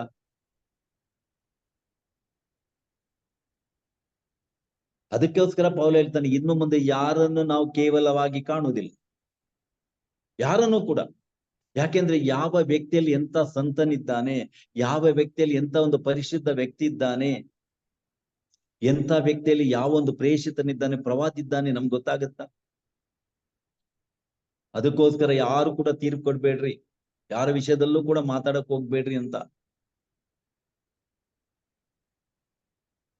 ಅದರಿಂದ ಪ್ರಿಯರೇ, ಮರಿಯಂನವರ ವಿಷಯದಲ್ಲಿ ಹೇಗೆ ತೀರ್ಪು ಕೊಡ್ತಾರೆ, ಹೇಗೆ ಮರಿಯಂ ಕೇವಲ ಕಾಣ್ತಾರಲ್ವ. ಅದರಿಂದ ಈ ಕಥೋಲಿಕ ಧರ್ಮಸಭೆ ಮರಿಯಂನವರಿಗೆ ಸಿಗುವಂತ ಸ್ಥಾನ, ಮಾನ, ಗೌರವಗಳು ಎಷ್ಟು ಅಧಿಕವಾಗಿ ಕೊಡ್ಲಿಕ್ಕೆ ಸಾಧ್ಯವಾಗಿದೆ. ಅದಕ್ಕೆ ಫುಲ್ಲು ಕ್ಯಾಥಲಿಕ್ ಸಭೆ, ಅದಕ್ಕೆ ಮಾತ್ರ ಒಂದೇ ಒಂದು ಸಭೆ, ಗೊತ್ತೈತಲ್ಲ. ಇಲ್ಲಿ ನೋಡಿ, ವ್ಯಕ್ತಿಗಳು ದೇವರಿಗೆ ಪ್ರತಿಸ್ಪರ್ಧಿ ಆಗುವುದಿಲ್ಲ. ನಾವು ತಿಳ್ಕೊಳ್ತೇವೆ ಏನ್ ಗೊತ್ತಾ, ಒಬ್ರಿಗೆ ಗೌರವ ಕೊಟ್ರೆ ಇವನ್ ದೇವರ ಪ್ರತಿಸ್ಪರ್ಧಿ ಆಗ್ತಾನೆ, ದೇವರ ಸ್ಥಾನಮಾನ ಕಿತ್ಕೊಳ್ತಾನೆ, ದೇವರಿಗೆ ಶತ್ರು ಆಗ್ತಾನೆ. ಪ್ರಿಯರ, ಅದು ಮನುಷ್ಯನ ಕಲ್ಪನೆ. ಯಾಕೆಂತ ಹೇಳಿದ್ರೆ ನಮ್ಗೆ ಆತರ ಒಬ್ಬನಿಗೆ ಗೌರವ ಕೊಟ್ರೆ ಇನ್ನೊಬ್ಬನಿಗೆ ಆಗಲ್ಲ, ಒಬ್ಬನಿಗೆ ಸ್ಥಾನಮಾನ ಕೊಟ್ರೆ ಇನ್ನೊಬ್ಬನಿಗೆ, ಅದು ಮನುಷ್ಯನ ಕಲ್ಪನೆಗಳು. ಹಾಗೆ ನಾವು ತಿಳ್ಕೊಳ್ಳೋ ದೇವ್ರು ಕೂಡ ಅದೇ ತರ ಅಂತ. ಪ್ರಿಯರೇ, ದೇವತ ಆ ತರ ಅಲ್ವೇ ಅಲ್ಲ. ಇಲ್ದ ದೇವ್ರು ಯಾಕೆ ಕೊಡ್ತಾರೆ? ಹೇಗೆ ಹೇಳ್ತಾರೆ, ತಂದೆಗಳನ್ನ ಗೌರವಿಸು, ಹಿರಿಯರನ್ನ ಗೌರವಿಸು, ನೆರೆಯವನ್ನ ಪ್ರೀತಿ ಮಾಡುವಂತ. ದೇವ್ರು ಯಾಕೆ ಹೇಳ್ತಾರೆ? ದೇವ್ರು ಹೇಳೋದು ನನ್ನನ್ನೇ ಪ್ರೀತಿ ಮಾಡು, ಪರಿಸರ ಆತರ ಬೋಧನೆ ಮಾಡ್ತಿದ್ರು. ಪ್ರಿಯರೇ, ಪರಿಸರ ಅದೇ ತರ ಬೋಧನೆ ಮಾಡ್ತಿದ್ರು, ಗೊತ್ತೈತಲ್ಲ. ಅದಕ್ಕೆ ಯೇಸ್ವಾಮಿ ಮತ್ತಾಯನ ಸುವಾರ್ತೆ 15ನೇ ಅಧ್ಯಾಯದಲ್ಲಿ ಈ ಕೊರ್ಬಾನ್ ವಿಷಯ ಹೇಳ್ತಾರಲ್ವಾ, ಕೊರ್ಬಾನ್, ಇದಕ್ಕೆ ಸಂಬಂಧಪಟ್ಟದ್ದಾಗಿ 15ನೇ ಅಧ್ಯಾಯ ಮತ್ತಾಯನಲ್ಲಿ ಅಲ್ಲಿ ಯೇಸ್ವಾಮಿ ಹೇಳ್ತಾರೆ, ನಿಮ್ಮ 3ನೇ ವಚನ, ನಿಮ್ಮ ಸಂಪ್ರದಾಯದ ಸಲುವಾಗಿ ನೀವು ದೇವರ ಆಜ್ಞೆಯನ್ನ ಮೀರುತ್ತೀರಿ. ನಿಮ್ಮ ಸಂಪ್ರದಾಯ ಸಲುವಾಗಿ, ನಿಮ್ಮ ತಪ್ಪು ಬೋಧನೆಯಿಂದಾಗಿ. ಅದು ಏನಂತ ಹೇಳಿದ್ರೆ, ನೀವು ಯಾರಾದ್ರೂ ನನ್ನ ತಂದೆ ತಾಯಿಗಳಿಗೆ ನನ್ನಿಂದ ಸಲ್ಲತಕ್ಕದ್ದು ದೇವರಿಗೆ ಮುಡಿಪು, ದೇವರಿಗೆ ಸಮರ್ಪಣೆ, ಕೊರ್ಬಾನ್, ನಾನ್ ತಂದೆ ತಾಯಿಗಳಿಗೆ ನಾನು ಕೊಡ್ಬೇಕು, ಅದು ದೇವರಿಗೆ ನಾನು ಕೊಡ್ತೀನಿ ಅಂತ ಹೇಳಿದ್ರೆ ಹೇಳ್ಬಿಟ್ರೆ ಮುಗಿಯಿತು. ಇನ್ನು ಮುಂದೆ ಅವನು ತಂದೆ ತಾಯಿಗಳನ್ನ ಗೌರವಿಸಬೇಕಾಗಿಲ್ಲ ಎಂದು ಬೋಧನೆ ಮಾಡ್ತೀರಿ. ಹೀಗೆ ನಿಮ್ಮ ಸಂಪ್ರದಾಯದ ಸಲುವಾಗಿ ದೇವರ ವಾಕ್ಯವನ್ನ ನಿರರ್ಥಕ ಮಾಡಿಬಿಟ್ಟಿದ್ದೀರಿ. ದೇವರ ವಾಕ್ಯ ನಿರರ್ಥಕ. ಯಾಕೆಂದ್ರೆ ಅವರು ಫರಿಸಾಯರೆಲ್ಲ ಬೋಧನೆ ಏನ್ ಬೋಧನೆ ಮಾಡ್ತಿದ್ರು? ದೇವರು ಸರ್ವಶ್ರೇಷ್ಠ, ಆದ್ರಿಂದ ದೇವರಿಗೆ ನೀನೆಲ್ಲ ಮೀಸಲಾಗಿಟ್ರೆ ನೀನ್ ಯಾರಿಗೆ ಏನ್ ಮಾಡ್ಬೇಕಾಗಿಲ್ಲ. ಯಾಕೆಂದ್ರೆ ನೀನ್ ದೇವರು ಸರ್ವಶ್ರೇಷ್ಠರು, ಅತಿ ಉನ್ನತರು, ಅವ್ರಿಗೆ ನೀನ್ ಏನ್ ಮಾಡ್ತಿ ಅದೇ ಮುಖ್ಯ.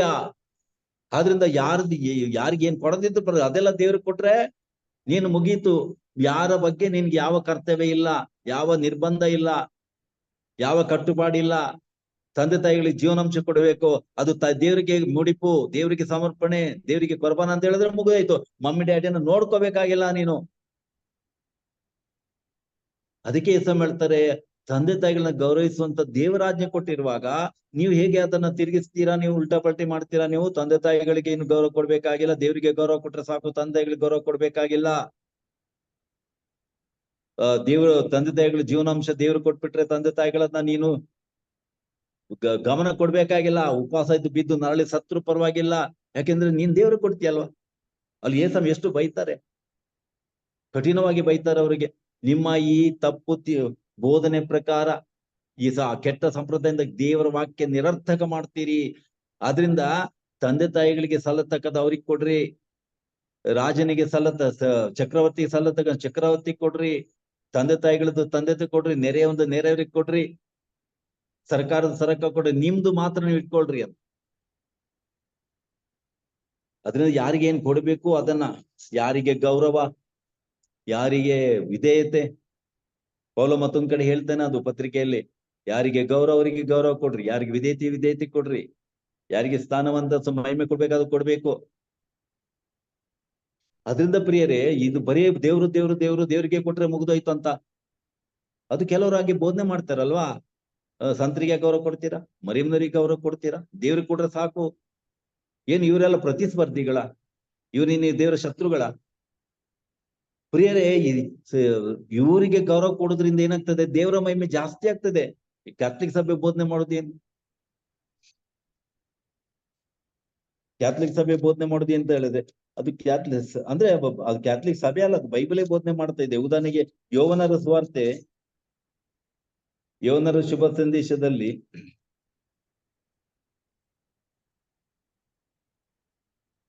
12ನೇ ಅಧ್ಯಾಯ ನೋಡಿ, ಯೋವನ 12 ವಚನ 26, ನನ್ನ ಸೇವೆ ಮಾಡಬೇಕೆಂದಿರುವವನು ನನ್ನನ್ನು ಹಿಂಬಾಲಿಸಲಿ, ಆಗ ನಾನಿದ್ದಲ್ಲಿ ನನ್ನ ಸೇವಕ ಇರ್ತಾನೆ, ನನ್ನ ಸೇವೆ ಮಾಡುವವನು ನನ್ನ ಪಿತನಿಂದ ಸನ್ಮಾನ ಹೊಂದುತ್ತಾನೆ. ಪ್ರಿಯರೇ, ನಾವೇನ್ ಕೊಡೋದ್ ಬಂತ್ರಿ?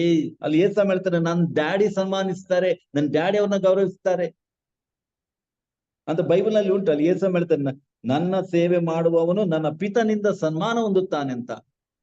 ಹಾಗಾದ್ರೆ ಪಿತನು ಸನ್ಮಾನ ಕೊಡ್ಬೇಕಾದ್ರೆ ಮತ್ ನಾವು ಕೊಡೋದಿದ್ರೆ ತಪ್ಪಾಗಲ್ವಾ? ನಾವು ಕೊಡ್ಲೇಬೇಕಲ್ವಾ?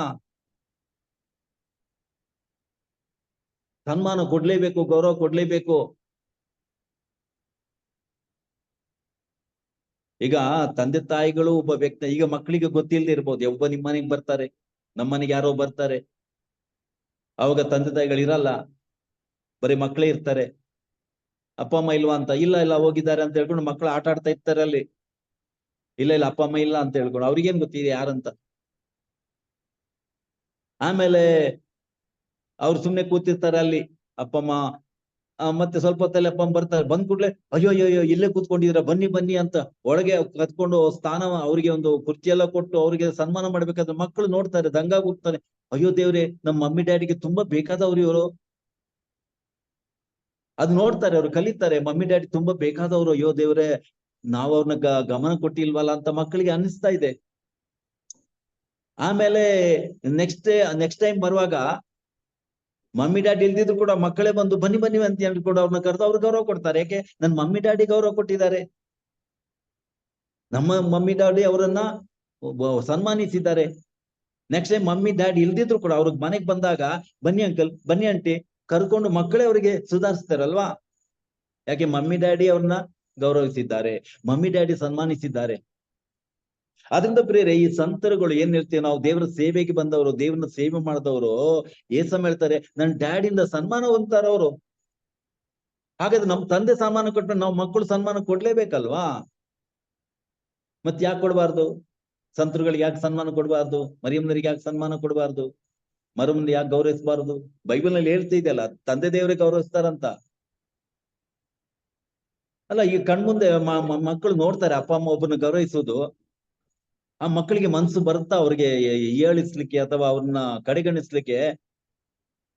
ಮಕ್ಕಳಿಗೆ ಸಾಧ್ಯ ಇದೆಯಾ ಅದು?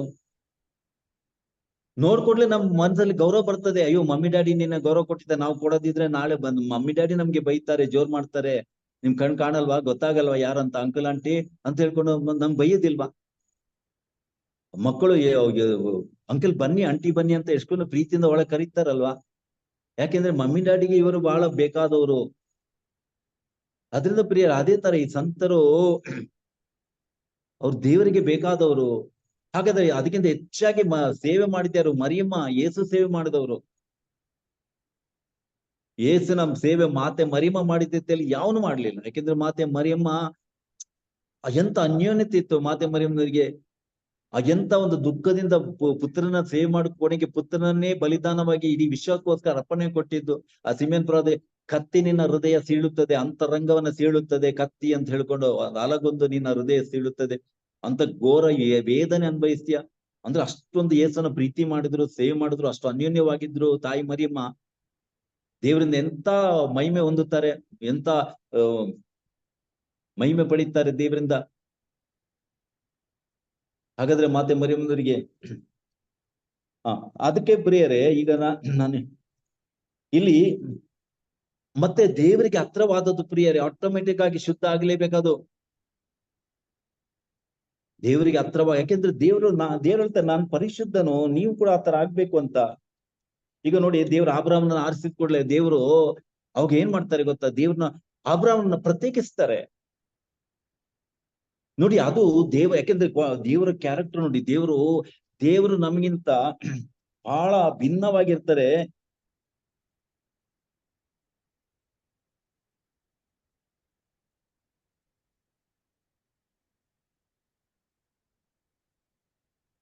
ಗೊತ್ತಾಯ್ತಲ್ಲ? God is the absolute moral purity and god is absolute moral distance. Absolute moral purity, ಸಂಪೂರ್ಣವಾದ ಪರಿಶುದ್ಧ ದೇವರು. ಅದಕ್ಕೆ ಯೆಶಾಯ ದರ್ಶನ ಕಂಡಾಗ ಏನ್ ಹೇಳ್ತೀನಿ, ಪರಿಶುದ್ಧರು ಪರಿಶುದ್ಧರು ಪರಿಶುದ್ಧರು, ಸೇನೆಗಳ ದೇವರು ಕರ್ತರು ಪರಿಶುದ್ಧರು, ದೇವರಷ್ಟು ಪರಿಶುದ್ಧರು. ಅದು 3 ಸತಿ ಹೇಳಿದ್ರೆ ಪರಿಶುದ್ಧರು ಪರಿಶುದ್ಧರು ಪರಿಶುದ್ಧರು ಅಂತ. ತಂದೆ ದೇವರು ಪರಿಶುದ್ಧರು, ಮಗನಾದ ಯೇಸು ಪರಿಶುದ್ಧರು, ಪವಿತ್ರಾತ್ಮ ಪರಿಶುದ್ಧರು, ಸಂಪೂರ್ಣ ಪರಿಶುದ್ಧರು ಅಂತ. ದೇವದೂತರು ಹಗಲ್ ರಾತ್ರಿ ಹೊಗಳ್ತಾ ಇದ್ದಾರೆ, ಹೋಲಿ ಹೋಲಿ ಹೋಲಿ ಸ್ವರ್ಗದಲ್ಲಿ. ಪ್ರಿಯರೇ, ಅದು ದೇವರ ಒಂದು ಏನ್ ಗೊತ್ತಾ, ಅಂತ ಒಂದು ಆ ದೇವರ ಒಂದು ಏನ್ ಹೇಳ್ತಾರೆ, ಅದು ಗುಣನೇ ಆತರ, ಅದು ದೇವರದು ಅಟ್ರಿಬ್ಯೂಟ್ಸ್ ಆಫ್ ಗಾಡ್. ದೇವರ ಒಂದು ಗುಣ ಲಕ್ಷಣ ಏನಂತ ಹೇಳಿದ್ರೆ ಪರಿಶುದ್ಧತೆ. ಅದರಿಂದ ನಾವು ಅಶುದ್ಧರು. ಯೆಶಾಯ ಪ್ರವಾದಿ ದರ್ಶನ ಕಂಡಾಗ 6ನೇ ಅಧ್ಯಾಯದಲ್ಲಿ 3ನೇ ವಚನದಲ್ಲಿ ಪರಿಶುದ್ಧರು ಅಂತ ಹೇಳ್ತಾನೆ. ಆಮೇಲೆ ಅವನು, ಅಯ್ಯೋ ನಾನು ಸತ್ತೆ, ನಾನು ಅಶುದ್ಧ ವದನದವನು, ನಾನು ಅಶುದ್ಧ ವದನದವರ ಜನರ ಮಧ್ಯೆ ವಾಸ ಮಾಡೋ ನಾನು ಅಶುದ್ಧನು, ನಾನು ಈ ಅಶುದ್ಧ ಕಣ್ಣುಗಳಿಂದ ಪರಿಶುದ್ಧ ದೇವ್ರು ನೋಡಿದ್ನಲ್ಲ, ನಾನು ಬದುಕಲ್ಲ, ನಾನು ಸಾಯ್ತೇನೆ.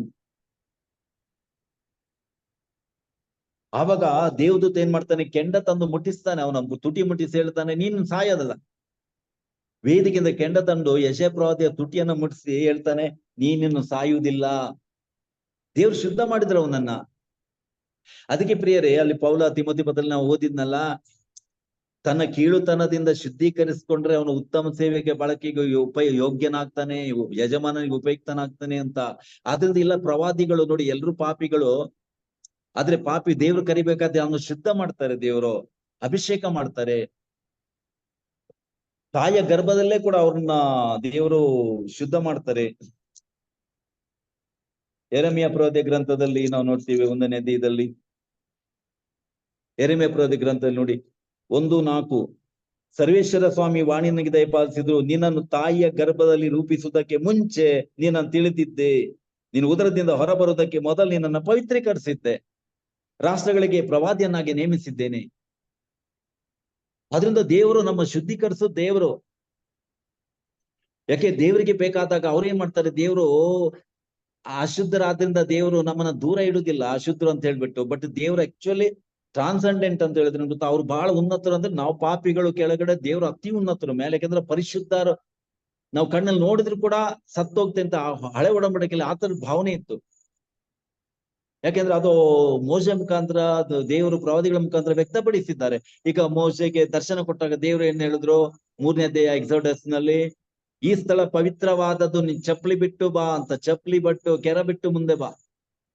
ಈ ಜಾಗ ಪರಿಶುದ್ಧ. ಆ ಪರಿಶುದ್ಧ ಎಲ್ಲಿಂದ ಬಂತು? ಆ ಜಾಗಕ್ಕೆ ಆ ದೇವರ ಪ್ರಸನ್ನತೆ ಅಲ್ಲಿದ್ರಿಂದ. ಅದರಿಂದ ಪ್ರಿಯರೇ, ನಮ್ಗೆ ನಾವು ಪರಿಶುದ್ಧತೆ, ಆ ದೇವರ ಪ್ರಸನ್ನತೆಗೆ ಬರಬೇಕಾದ್ರೆ ಪರಿಶುದ್ಧ ಬೇಕೇ ಬೇಕು.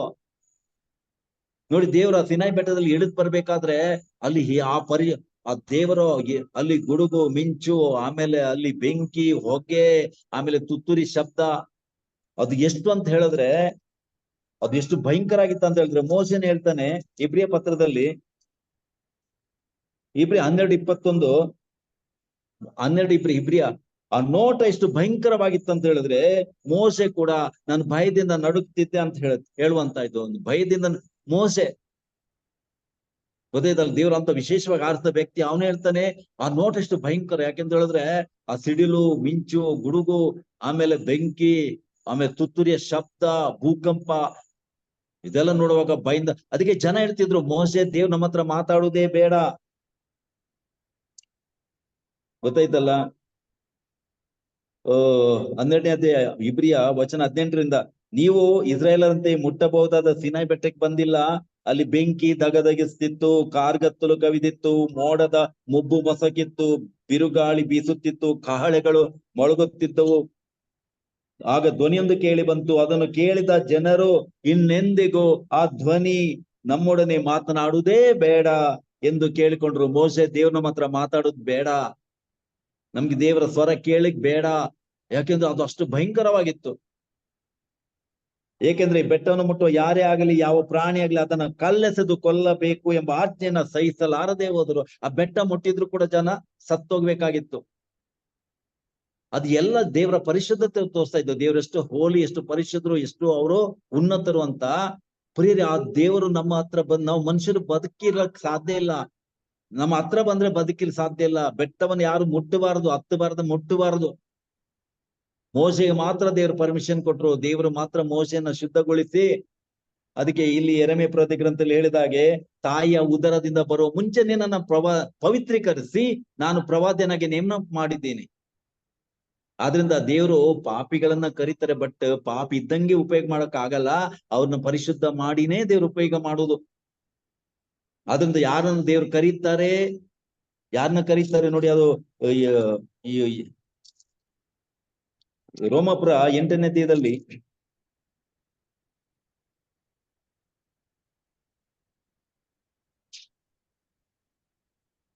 8ನೇ ವಚನ 29, ದೇವರು ಯಾರನ್ನ ತಮ್ಮವರೆಂದು ಮೊದಲು ಆರಿಸ್ಕೊಂಡ್ರು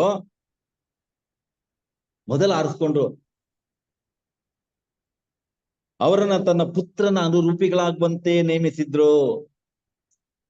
ಪ್ರಿಯರೇ, ಈ ವಾಕ್ಯಗಳು ಎಷ್ಟು ನಮ್ಗೆ ಎಷ್ಟು ಒಂದು ಸಂದೇಶ ಕೊಡ್ತವೆ, ಎಂತ ಒಂದು ಜ್ಞಾನ ಕೊಡ್ತವೆ ಅಂತ ಹೇಳಿದ್ರೆ, ನಾವು ಸರಿಯಾಗಿ ಓದಿದ್ರೆ, ದೇವರು ತಮ್ಮವರೆಂದು ಮೊದಲೇ ಆರಿಸಿಕೊಂಡ್ರು ಅವರನ್ನ ದೇವರು ಪುತ್ರನ ಅನುರೂಪಿಗಳಾಗುವಂತೆ. ಪುತ್ರ ಯೇಸು ದೇವರು. ಯೇಸು ದೇವರು ಅಂದ್ರೆ, ಹಾಗಾದ್ರೆ ದೇವ್ರು ಯಾರನ್ನ ಆರಿಸ್ಕೊಳ್ತಾರೆ? ಅವರು ತನ್ನ ಮಗನ ಅನುರೂಪಿಗಳಾಗುತ್ತೆ ಆಗಲೇ ನೇಮಿಸಿದ್ರು. ನೀನ್ ನನ್ ಮಗನ್ ತರಾನೇ ಆಗ್ಲಿಕ್ಕುಂಟು ಅಂತ. ಆವಾಗಲೇ ನೇಮಕ ಮಾಡಿ, ಆಯ್ತು ನೀನ್ ನನ್ ಮಗನ್ ತರ, ಯಾರನ್ನ ಆರಿಸ್ಕೊಳ್ತಾರ ಅವ್ರು ನನ್ ಮಗನ್ ತರ ಆಗ್ಬೇಕಂತ ಹೇಳ್ಕೊಂಡು, ಅದು ಮತ್ತೆ ದೇವರೇ ಮಾಡ್ತಾರೆ. ನನ್ ಮಗನ್ ತರಾನೇ ಅದು ಮಾಡೋರು ಕೂಡ ದೇವರೇ. ಆ ಪರಿಶುದ್ಧತೆ ಕೊಡೋರು, ಆ ಹೋಲಿನೆಸ್, ಆ ಪರಿಶುದ್ಧತೆ ದೇವರು ಕೊಡ್ತಾರೆ. ಈಗ ಯಶಪ್ರವದೆ ಗ್ರಂಥ ಅವನು ಶುದ್ಧ, ಯಶಪ್ರವದೆ ಅಲ್ಲಿ ಅಯ್ಯೋ ನಾನು ಅಶುದ್ಧನ ಸತ್ಯ ಶುದ್ಧ ಮಾಡಿದ್ದು ಯಾರು? ಯಾರು ಶುದ್ಧ ಮಾಡಿದ್ದು? ಆ ಕೆಂಡ ತಂದು ಮುಟ್ಟಿಸಿದ್ದು ಯಾರು? ದೇವದೂತ ಬಂದು ಮುಟ್ಟಿಸಿದ್ದು. ಸ್ವರ್ಗದಿಂದ ದೇವದೂತ ತಂದು ಕೆಂಡ ತಂದು ಮುಟ್ಟಿಸ್ತಾನ ಅವನು. ನಿನ್ನ ದೋಷ ನೀಗಿತ್ತು. ಪ್ರೀ ಆಟೋಮೆಟಿಕ್ ಪ್ರೀ ನಮ್ಗೆ ಮಾಡ್ಲಿಕ್ಕೆ ಏನಿಲ್ಲ ರೀ. ನಾವು ಎಂತ ಭಾಗ್ಯವಂತರು ಗೊತ್ತಾ. ಒಂದು ವೇಳೆ ನಾವು ಶುದ್ಧಾಚಾರ ಪದ್ಧತಿ ನಾವು ಇದು ನೋಡಿ, ಓಲ್ಡ್ ಟೆಸ್ಟಮೆಂಟ್ ಅದೆಲ್ಲ ಇತ್ತು. ಶುದ್ಧಾಚಾರ ಪದ್ಧತಿ ಯಾಕೆ ಅಂತ ಹೇಳಿದ್ರೆ ಅದು ದೇವ್ರು ತೋರಿಸ್ಕೊಟ್ಟಿದ್ದಾರೆ. ಶುದ್ಧಾಚಾರ ಪದ್ಧತಿ ಮುಖಾಂತರ, ಯಾಕೆಂದ್ರೆ ನಾನು ಪವಿತ್ರ, ಅದು ಕೂಡ ಹಳೆ ಒಡಂಬಡಿಕೆ, ಅದೆಲ್ಲ ತುಂಬಾ ವಿಷಯ ಉಂಟು. ಹೇಳುದಾದ್ರೆ ನಿಮ್ಗೆ ಹಳೆ ಒಡಂಬಡಿಕೆಯಲ್ಲಿ ದೇವರು ಒಂದು ಮಂಜೂಷ ಮಾಡ್ಬೇಕಾದ್ರೆ, ಮತ್ತೆ ಅದು ಇದು ಮಾಡ್ಬೇಕಾದ್ರೆ, ಟೆಂಟು, ದೇವರು ವಾಸ ಮಾಡುವಂತ ಒಂದು ಗುಡಾರ, ಡೇರೆ, ಅದೆಲ್ಲ ಮಾಡ್ಬೇಕು. ಎಷ್ಟೋ ದೇವ್ರು ಇದು ಕೊಟ್ಟಿದ್ದಾರೆ. ಮತ್ತೆ ಆ ದೇವಾಲಯ ಕೂಡ ನಿರ್ಮಿಸ್ಬೇಕಾದ್ರೆ ದೇವ್ರಷ್ಟು ಇದೇ ತರ ಆಗ್ಬೇಕು, ಅದೇ ತರ ಆಗ್ಬೇಕು, ಇದೇ ತರ ಆಗ್ಬೇಕು ಅಂತ ಗೊತ್ತೈತಲ್ಲ. ಹೇಗೆ ದೇವರು ಅದನ್ನ ಕಂಪಾರ್ಟ್ಮೆಂಟ್ ಮಾಡ್ತಾರೆ ದೇವಾಲಯ ಮತ್ತು ಅಲ್ಲಿ ಗರ್ಭಗುಡಿ ಅಂತ, ಅಲ್ಲಿ ಯಾರು ಹೋಗುವಂಗಿಲ್ಲ. ಪರಿಶುದ್ಧತೆ ಪರಿಶುದ್ಧ, ಅದು ಹೋಲಿ ಆಫ್ ಹೋಲಿಸ್. ಅಲ್ಲಿ ಮಂಜುಷ ಇಡ್ತಾ ಇದ್ರು ಪ್ರಿಯರೇ. ಅದು ಕೂಡ ಮಹಾಯಾಜಕನು ಅಲ್ಲಿ ದೇವರು ಲೆವಿಟಿಕಸ್ ನಲ್ಲಿ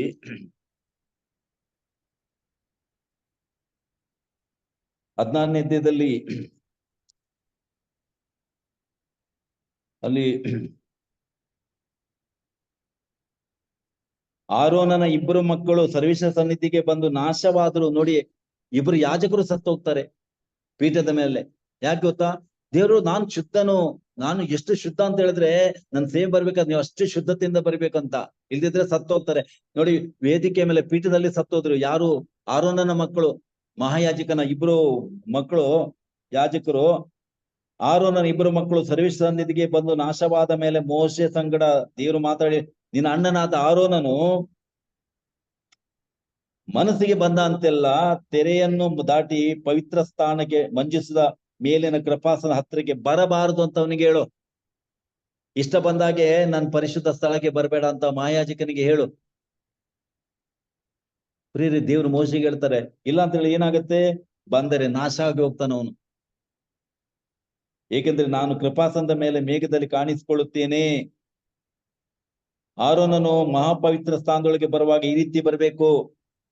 ದೋಷ ಪರಿಹಾರಕ ಬಲಿಗಾಗಿ ಹೋರಿಯನ್ನ, ದಾನ ಬಲಿಯಾಗಿ ಟಗರನ್ನ ತರಬೇಕು. ಮತ್ತೆ ದೇವರೆಲ್ಲ ಆರ್ಡರ್ ಕೊಡ್ತಾರೆ ಯಾವ ತರ ಬರ್ಬೇಕಂತ ಹೇಳ್ಬಿಟ್ಟು. ಆ ಕುರಿಯ ರಕ್ತ ತಗೊಂಡು, ಬಲಿಯ ರಕ್ತ ತಗೊಂಡು ಮಾತ್ರ ಒಳಗೆ ಬಂದ್ರೆ ಅವನಿಗೆ ಎಂಟ್ರಿ, ಇಲ್ಲ ಅಂತ ಹೇಳಿದ್ರೆ ಸತ್ತೋಗ್ತಾನೆ ಅಂತ. ಬರೀ ಇದೆಲ್ಲ ಯಾಕೆ ದೇವರು ಕೊಟ್ಟಿದ್ರು ಅಂತ ಹೇಳಿದ್ರೆ, ನನ್ನ ಪರಿಶುದ್ಧತೆ ನಿಮ್ಗೆ ಗೊತ್ತಾಗ್ಬೇಕು ಅಂತ.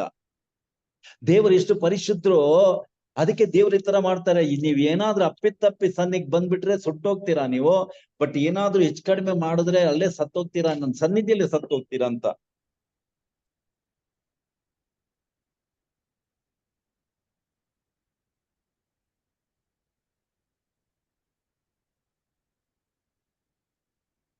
ಹತ್ತನೇ ಅಧ್ಯಾಯದಲ್ಲಿ ಆರೋನ ಮಕ್ಕಳಲ್ಲಿ ನಾದಾಬ್ ಮತ್ತು ಅಬಿಯು ಎಂಬಿಬ್ಬರು ತಮ್ಮ ಧೂಪ ಕಳಸದಲ್ಲಿ ಸರ್ವೇಶ್ವರ ಸ್ವಾಮಿ ಆಜ್ಞಾಪಿಸಿದ್ದ ಬೇರೆ ಬೆಂಕಿ ಇಟ್ಟು ಅದರ ಮೇಲೆ ಸಾಂಬ್ರಾಣಿ ಹಾಕಿ ಸರ್ವೇಶ್ವರನ ಸನ್ನಿಧಿ ಸಮರ್ಪಣೆ ಮಾಡಿದ್ರು. ಆಗ ಸರ್ವೇಶ್ವರನ ಸನ್ನಿಧಿಯಿಂದ ಬೆಂಕಿ ಹೊರಟು ಅವರನ್ನ ಯಾಜಕರನ್ನ ನಾಶ ಮಾಡಿತು. ಆಗ ಮೋಶೆ ಆರೋನನಿಗೆ, ನನ್ನ ಬಳಿ ಇರುವವರ ಮುಖಾಂತರವೇ ನನ್ನ ಪರಿಶುದ್ಧತೆಯನ್ನು ತೋರ್ಪಡಿಸುವೆ. ನನ್ನ ಸನ್ನಿಧಿಯಲ್ಲಿರುವವರ ಯಾಜಕರ ಮುಖಾಂತರ ನನ್ನ ಪರಿಶುದ್ಧ ತೋರ್ಪಡಿಸುತ್ತೀನಿ. ಜನರೆಲ್ಲರ ಸಮ್ಮುಖದಲ್ಲಿ ನನ್ನ ಮಹಿಮೆಯನ್ನು ಶುದ್ಧಪಡಿಸುವೆ ಎಂಬ ಸರ್ವೇಶ್ವರನ ನುಡಿಗೆ ಇದೊಂದು ದೃಷ್ಟಾಂತವೇ ಸರಿ. ಅದರಿಂದ ಭಯಪಡ್ತಿದ್ರು ದೇವರ ಸನ್ನಿಧಿ ಹೋಗ್ಬೇಕಾದ್ರೆ, ಗೊತ್ತಾಯ್ತಲ್ಲ. ಅದರಿಂದ ಪ್ರಿಯರೇ, ನೀವು ಯೋಚನೆ ಮಾಡಿ, ಇಂಥ ಪರಿಸ್ಥಿತಿಯಲ್ಲಿ ದೇವರು ತನ್ನ ಮಗನ ತಾಯಿ ಆಗ್ಬೇಕಂತ. ಯಾಕೆಂದ್ರೆ ಇಲ್ಲಿ ದೇವರ ಸನ್ನಿಧಿ ಸತ್ತು ಹೋಗ್ತಾರೆ. ಅದೇ ದೇವರು ಮರಿಯಳ ಉದರದಲ್ಲಿ ಜನಿಸಿ ಬರ್ಬೇಕು. ಈ ಯೋಚನೆ ಮಾಡಿ, ಮರಿಯಳ ಒಂದು ಪವಿತ್ರತೆ ಎಷ್ಟು, ಮರಿಯಳ ಹೋಲಿನೆಸ್ ಹೆಂಗಿರ್ಬೇಕು. ಮರಿಯಮ್ಮನವ್ರ ಅದು ಮಂಜುಷ ನೋಡಿ, ಮಂಜುಷ ದೇವ್ರು ಮಾಡ್ಬೇಕಾದ್ರೆ ಮರದ ಪೆಟ್ಟಿಗೆ. ಎಕ್ಸೋಡಸ್ 25ನೇ ದಿನಗಳಿಂದ ದೇವ್ರು ಹೇಳ್ತಾರೆ ಹೀಗೆ ಮಾಡ್ಬೇಕು, ಹಾಗೆ ಮಾಡ್ಬೇಕು, ಬೆಟ್ಟದಲ್ಲಿ ತೋರಿಸ್ತಾ ರೀತಿಯಲ್ಲೇ ಮಾಡ್ಬೇಕು. ಬೆಟ್ಟದಲ್ಲಿ ಯಾವ ಮಾದರಿ ತೋರಿಸಿದ್ರು ದೇವರು? ಅದು ಯೋಚನೆ ಮಾಡಿ ನೀವು. ಬೆಟ್ಟದಲ್ಲಿ ತೋರಿಸೋ ಮಾದರಿ ಯಾವ ಮಾದರಿ? ವಿಮೋಚನಾ ಕಾಂಡ 25ರಲ್ಲಿ ದೇವ್ರು ಹೇಳ್ತಾರಲ್ಲ,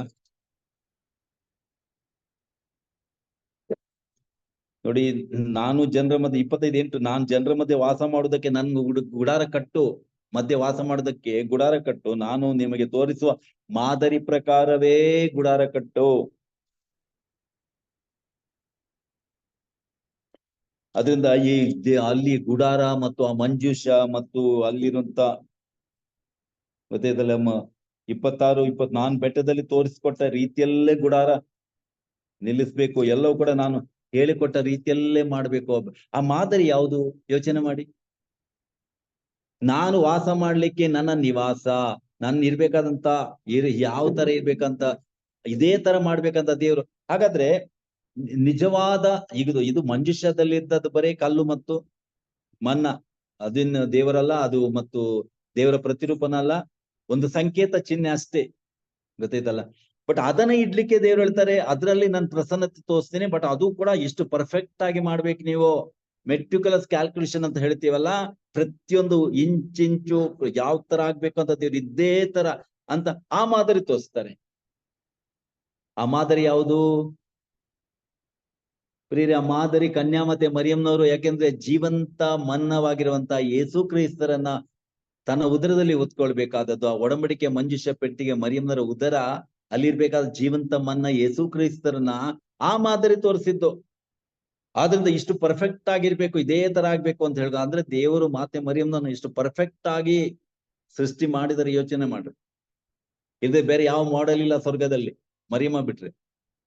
ಯಾಕೆಂತ ಹೇಳಿದ್ರೆ ಈ ದೇವರ ವಾಸ ಮಾಡುವಂತ ಗುಡಾರ ಅಥವಾ ಡೇರೆ ಅಥವಾ ಒಡಂಬಡಿಕೆ ಪೆಟ್ಟಿಗೆ ಯಾವ ತರ ಇರ್ಬೇಕು, ಆ ಮಾಡೆಲ್ ತೋರಿಸಿದ್ದಿಲ್ಲಿ. ಪೆಟ್ಟಿಗೆ ಮಾಡೆಲ್, ದೇವರು ವಾಸವಾಗ್ಬೇಕಂತ ಒಂದು ಆ ಸ್ಥಳದ ಮಾಡೆಲ್. ಹಾಗಾದ್ರೆ ನಿಜವಾದಂತ ದೇವರು ವಾಸವಾಗಿದ್ದು ಮರಿಯಳ ಉದರದಲ್ಲಿ 9 ತಿಂಗಳು, ಆ ಮಾಡೆಲ್ ತೋರಿಸಿದ್ದೇವ್ರು. ಅಂದ್ರೆ ಮರಿಯಮ್ಮ ಎಷ್ಟು ಪರ್ಫೆಕ್ಟ್ ಆಗಿ ದೇವರು ಸೃಷ್ಟಿ ಮಾಡಿದ್ದಾರೆ ಅಂತ ಹೇಳ್ಕೊಂಡು ಅಲ್ಲಿ ನಾವು ತಿಳ್ಕೊಳ್ಬೇಕಾದದ್ದು. ಅದಕ್ಕೆ ಯೋಹನರು ಈ ಪ್ರಕಟಣ ಗ್ರಂಥದಲ್ಲಿ 11ನೇ ಅಧ್ಯಾಯದಲ್ಲಿ ನೋಡಿ, 11ನೇ ಅಧ್ಯಾಯದಲ್ಲಿ ವಚನ 19, ಆಗ ಸ್ವರ್ಗದಲ್ಲಿರೋ ದೇವಾಲಯ ತೆರೆಯಿತು, ದೇವರ ಒಡಂಬಡಿಕೆ ಮಂಜೂಷ ಅಲ್ಲಿರೋದು ಕಾಣಿಸ್ತು. ಅಲ್ಲಿ ಯೋಹನರು ಹೇಳ್ತಾರೆ, ಸ್ವರ್ಗದ ದೇವಾಲಯ ತೆರೆಯಿತು, ಒಡಂಬಡಿಕೆ ಮಂಜೂಷ ಅಲ್ಲಿದ್ದದ್ದು ನಮ್ ಕಂಡಿತು. ಹಾಗಾದ್ರೆ ಮಂಜೂಷ ಯಾವುದು? ಮರ ಸ್ವರ್ಗಕ್ಕೆ ಹೋಗಲ್ಲ, ಕಲ್ಲು ಸ್ವರ್ಗಕ್ಕೆ ಹೋಗಲ್ಲ, ಈ ಲೋಕದ ಯಾವುದು ಕೂಡ ಸ್ವರ್ಗಕ್ಕೆ ಹೋಗಲ್ಲ, ಗೊತ್ತಾಯ್ತಲ್ಲ. ಹಾಗಾದ್ರೆ ಅಲ್ಲಿರುವಂತಹ ಒಡಂಬಡಿಕೆ ಆ ಮಂಜೂಷ ಪೆಟ್ಟಿಗೆ ಯಾವುದು?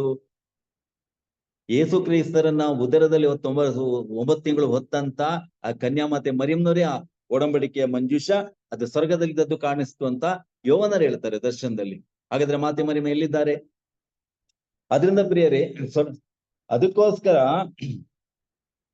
ಮಾತೆ ಮರಿಯಂನ ದೇವರು ಎಷ್ಟು ಅದ್ಭುತವಾಗಿ, ಇನ್ನು ಕೂಡ ತುಂಬಾ ವಾಕ್ಯ ಬೇಕಾ, ನೆಕ್ಸ್ಟ್ ಕಂಟಿನ್ಯೂ ಮಾಡ್ತೀನಿ ನಾನು. ಅದರಿಂದ ಅದಕ್ಕೆ ಮರಿಯಂನರಿಗೆ ಇದು ಕೊಟ್ಟದ್ದು ಪರಿಶುದ್ಧತೆ. ಯಾಕೆಂದ್ರೆ ದೇವರು ಅಷ್ಟು ಪರಿಶುದ್ಧ, ಅಪರಿಶುದ್ಧ ದೇವರು ಇರ್ಬೇಕಂತ ಸ್ಥಳ ಅದು ಅಷ್ಟು ಪರಿಶುದ್ಧ ಸೃಷ್ಟಿ ಮಾಡಿದ್ರೆ ವ್ಯಕ್ತಿಯನ್ನ, ಮರಿಯಂನವ್ರನ್ನ. ಅದ್ ನಮ್ಗೆ ಯೋಚನೆ ಮಾಡಕ್ಕಾಗಲ್ಲ ಎಂತ. ಯಾಕೆಂದ್ರೆ ಕಣ್ಣಿಗೆ ಕಾಣಲ್ಲ. ಈಗ ಶರೀರ ನೋಡ್ಲಿಕ್ಕೆ ಯೇಸು ಕ್ರಿಸ್ತ ಶರೀರ ಕೂಡ ನಮ್ ತರನೇ ಇತ್ತು. ಅದಕ್ಕೆ ಪೌಲ ಮಿಸ್ಟೇಕ್ ಮಾಡ್ಕೊಂಡ. ಅದಕ್ಕೆ ಏನ್ ಹೇಳ್ತಾನೆ, ಅಯ್ಯೋ ಇನ್ನು ಮುಂದೆ ಯಾರನ್ನ ಕೇವಲವಾಗಿ ಕಾಣುವುದಿಲ್ಲ, ಯಾಕೆಂದ್ರೆ ಶರೀರದಲ್ಲಿ ಎಲ್ಲರೂ ಒಂದೇ ತರ ಇರ್ತಾರೆ, ಬಟ್ ಒಳಗಡೆ ಎಂತ ಮಹಿಮೆ ಇರ್ತದೆ ಅದು ನಮ್ ಕಣ್ಣಿಗೆ ಕಾಣಲ್ಲ. ಅದಕ್ಕೋಸ್ಕರ ಇಲ್ಲಿ ಮರಿಯಮ್ನು ಕೂಡ ಅದೇ ತರ ಎಂತ ಪರಿಶುದ್ಧತೆಯಲ್ಲಿ ದೇವ್ರು ಸೃಷ್ಟಿ ಮಾಡಿದ್ರೆ ನಮ್ ಕಣ್ಣಿಗೆ ಕಾಣಲ್ಲ, ಬಟ್ ನಾವು ಹಳೆ ಒಡಂಬಡಿಕೆ ಓದಿ ಅರ್ಥ ಮಾಡ್ಕೋಬೇಕು ಅದನ್ನ. ಆ ಮಂಜುಷ, ಆ ಡೇರೆ, ಆ ದೇವಾಲಯ, ಸೊಲೊಮನ್ ಕಟ್ಟಿದ ದೇವಾಲಯ, ಆ ದೇವ್ರು ಹೇಗೆ ನಿರ್ದೇಶ ಇದೇ ತರ ಆಗ್ಬೇಕಂತಂದ್ರೆ ದೇವರ ತಾಯಿ ಇದೇ ತರ ಇರ್ಬೇಕು ಅಂತ ದೇವ್ರು ಸೃಷ್ಟಿ ಮಾಡಿದ್ದಾರೆ ವಿಶೇಷವಾದ ಕೃಪಾವರಿಗಳಿಂದ. ಅದಕ್ಕೆ ಧರ್ಮಸಭೆ ಹೇಳ್ತಿರೋದು, ಸಂತ ಮರಿಯಲ್ಲ, ಪರಿಶುದ್ಧ ಮರಿಯ ದೇವಮಾತೆ, ಪರಿಶುದ್ಧ. ಯಾಕೆಂದ್ರೆ ದೇವರು ಪರಿಶುದ್ಧರು. ಆದ್ರಿಂದ ಅವನ ಉದರದಲ್ಲಿ ಹೊತ್ತ ಮರಿಯಂನವರು ಕೂಡ ಅದ್ಭುತವಾಗಿ ದೇವರು ಪರಿಶುದ್ಧವಾಗಿ ಸೃಷ್ಟಿ ಮಾಡಿದ್ದಾರೆ. ಅದು ನಮ್ಮ ಮನಸ್ಸಿಗೆ ಬರೀಬೇಕು. ತಾಯಿ ಮರಿಯಂನವ್ರನ್ನ ಹೊಗಳ್ಬೇಕಾದ್ರೆ ಪರಿಶುದ್ಧ ಮರಿಯ ದೇವಮಾತೆ, ಯಾಕೆಂದ್ರೆ ಪರಿಶುದ್ಧವಾದ ದೇವರನ್ನ ಉದರದಲ್ಲಿ ಹೊತ್ತಂತ ತಾಯೇ ನೀವು ಕೂಡ ಪರಿಶುದ್ಧರು. ಪರಿಶುದ್ಧ ಮರಿಯ ದೇವಮಾತೆ ಪಾಗಳು ನಮ್ಗಾಗಿ ಪ್ರಾರ್ಥಿಸಿರಿ, ಈಗಲೂ ನಮ್ಮ ಮರಣದ ಸಮಯದಲ್ಲೂ ಆಮೇನ್ ಅಂತ. ತಂದೆ ದೇವನಿಗೆ ಸ್ತೋತ್ರವಾಗಲಿ. ತಂದೆ ದೇವರೇ, ಇವತ್ತು ನಾವು ಪಾಪ ಮಾಡಿದ್ರು ಕೂಡ ಇವತ್ತು ನೀವು ನಮ್ಮನ್ನ ಶುದ್ಧ ಮಾಡ್ತೀರಿ. ಯೆಶಾಯ ಪ್ರವಾದಿಯನ್ನ ಹೇಗೆ ಕೆಂಡದಿಂದ ನೀವು ತುಟಿ ಮುಡಿ ಶುದ್ಧ ಮಾಡಿದ್ರಿ, ಹಾಗೂ ಯೆರೆಮೀಯ ಪ್ರವಾದಿಗೆ ಹೇಳಿದ್ರಿ, ತಾಯಿಯ ಉದರದಿಂದ ಹೊರಗಡೆ ಬರುವ ಮುಂಚೆ ನಾನು ನಿನ್ನನ್ನ ಪವಿತ್ರೀಕರಿಸಿದ್ದೆ. ಅದೇ ಪ್ರಕಾರ ತಾಯಿ ಮರಿಯಂನವರನ್ನ ಗರ್ಭ ತಾಳುವ ಪ್ರಥಮ ಗಳಿಗೆಯಿಂದ ಪಾಪ ಇಲ್ದೆ, ಜನ್ಮ ಪಾಪದ ಕಳಂಕ ಸೋಂಕು ತಾಗದೆ ಮಾತೆ ಮರಿಯಮ್ಮನನ್ನ ಬಹಳ ಪರಿಶುದ್ಧವಾಗಿ ನೀವು ಸೃಷ್ಟಿ ಮಾಡಿದ್ದೀರಿ. ಅದೇ ತರ ಆ ಪರಿಶುದ್ಧತೆ ನಮ್ಗೆ ಅನುಗ್ರಹಿಸಿರಿ. ಇವತ್ತು ನಮ್ಮ ಪಾಪಗಳನ್ನ ಸ್ವಾಮಿ ಆ ಕೆಂಡದಿಂದ, ಯೇಸುವಿನ ರಕ್ತದಿಂದ ನಮ್ಮನ್ನು ತೊಳೆ ಶುದ್ಧ ಮಾಡಿ, ಹಾಗೂ ಎಸೆಕೆಲ್ ಪ್ರತಿಗ್ರಂಥ 36 ಪದದಲ್ಲಿ ಹೇಳ್ತಾ ಇದ್ರ, ನಿರ್ಮಲ ಉದಕ ಪ್ರೋಕ್ಷ ಎಲ್ಲ ಮಲಿನತೆಯಿಂದ ಶುದ್ಧ ಮಾಡ್ತೇನೆ. ಆ ಜೀವ ಜಲ ನಮ್ಮಲ್ಲಿ ಸುರಿಸಿ, ಆತ್ಮನ ಸುರಿಸಿ, ನಮ್ಮ ಎಲ್ಲ ಮಲಿನತೆಯಿಂದ ಶುದ್ಧ ಮಾಡಿ, ಅಶುದ್ಧತೆಯಿಂದ ಶುದ್ಧ ಮಾಡಿ. ಹಾಗೆ ನಿಮ್ ಪುತ್ರನ ಸ್ವರೂಪ ರೋಮಪುರ 8ನೇ ಅಧ್ಯಾಯದಲ್ಲಿ 21 ವಚನದ ಹೇಳಿದಾಗೆ ನಿಮ್ಮ ಪುತ್ರನ ಅನುರೂಪಿಗಳಾಗ್ಬಾಗೆ ಅಂತ ಪರಿಶುದ್ಧ ನಾವಾಗುವಾಗೆ ನಮ್ಮನ್ನು ನೀವು ರೂಪಿಸಿರಿ. ನಮ್ಮ ಪ್ರವೇಶನ ಮುಖಾಂತರ ತಂದೆ ನಿಮ್ಗೆ ಪ್ರಾರ್ಥಿಸ್ತೇವೆ. ಎಂತ ದಿವ್ಯ ಸಂಸ್ಕಾರ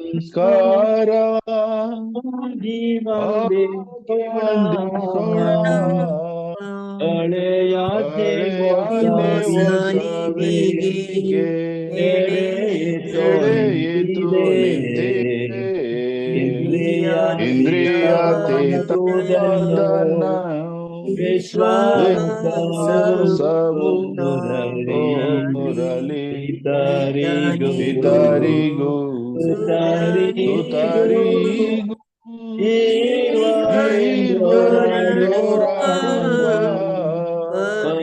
ಪವಿತ್ರಾತ್ಮರವರಿಗೂ ಜಯ ಮಂಗಳ ಸಮಪ್ರಭೆ ಗೌರವವು ಮಹಿಮೆಯು ಸಲ್ಲಲಿ. ಪ್ರಾರ್ಥಿಸೋಣ. ಪ್ರಭು, ಅದ್ಭುತಕರವಾದ ಸಂಸ್ಕಾರ ನಿಮ್ಮ ಶಿಲ್ಬೆ ಮರಣದ ಸ್ಮಾರಕವಾಗಿ ಬಿಟ್ಟಿದ್ದೀರಿ. ನಾವು ನಿಮ್ಮ ಶರೀರ ರಕ್ತದ ಪನವರಾಸ್ತಿಯನ್ನು ಆರಾಧಿಸಿ ಅದರಿಂದ ನೀವು ರಕ್ಷಣಾ ಫಲ ಬಯಸಂತೆ ಮಾಡಿರಿ. ಪಿತ ದೇವರೊಂದಿಗೆ ಪವಿತ್ರ ಆತ್ಮರ ಐಕ್ಯದಲ್ಲಿ ಗಾಂತರಿಗ ಜೀವಿಸಿ ಆಳುವ ನಿಮ್ಮನ್ನು ಪ್ರಾರ್ಥಿಸುತ್ತೇವೆ. ಆಮೆನ್.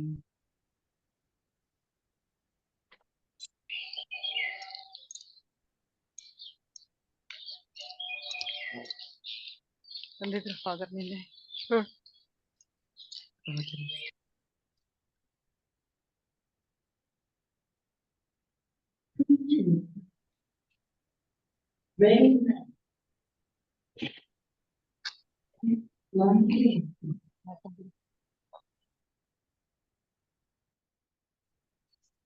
ದಯಾಳ್ ಬ್ರದರ್.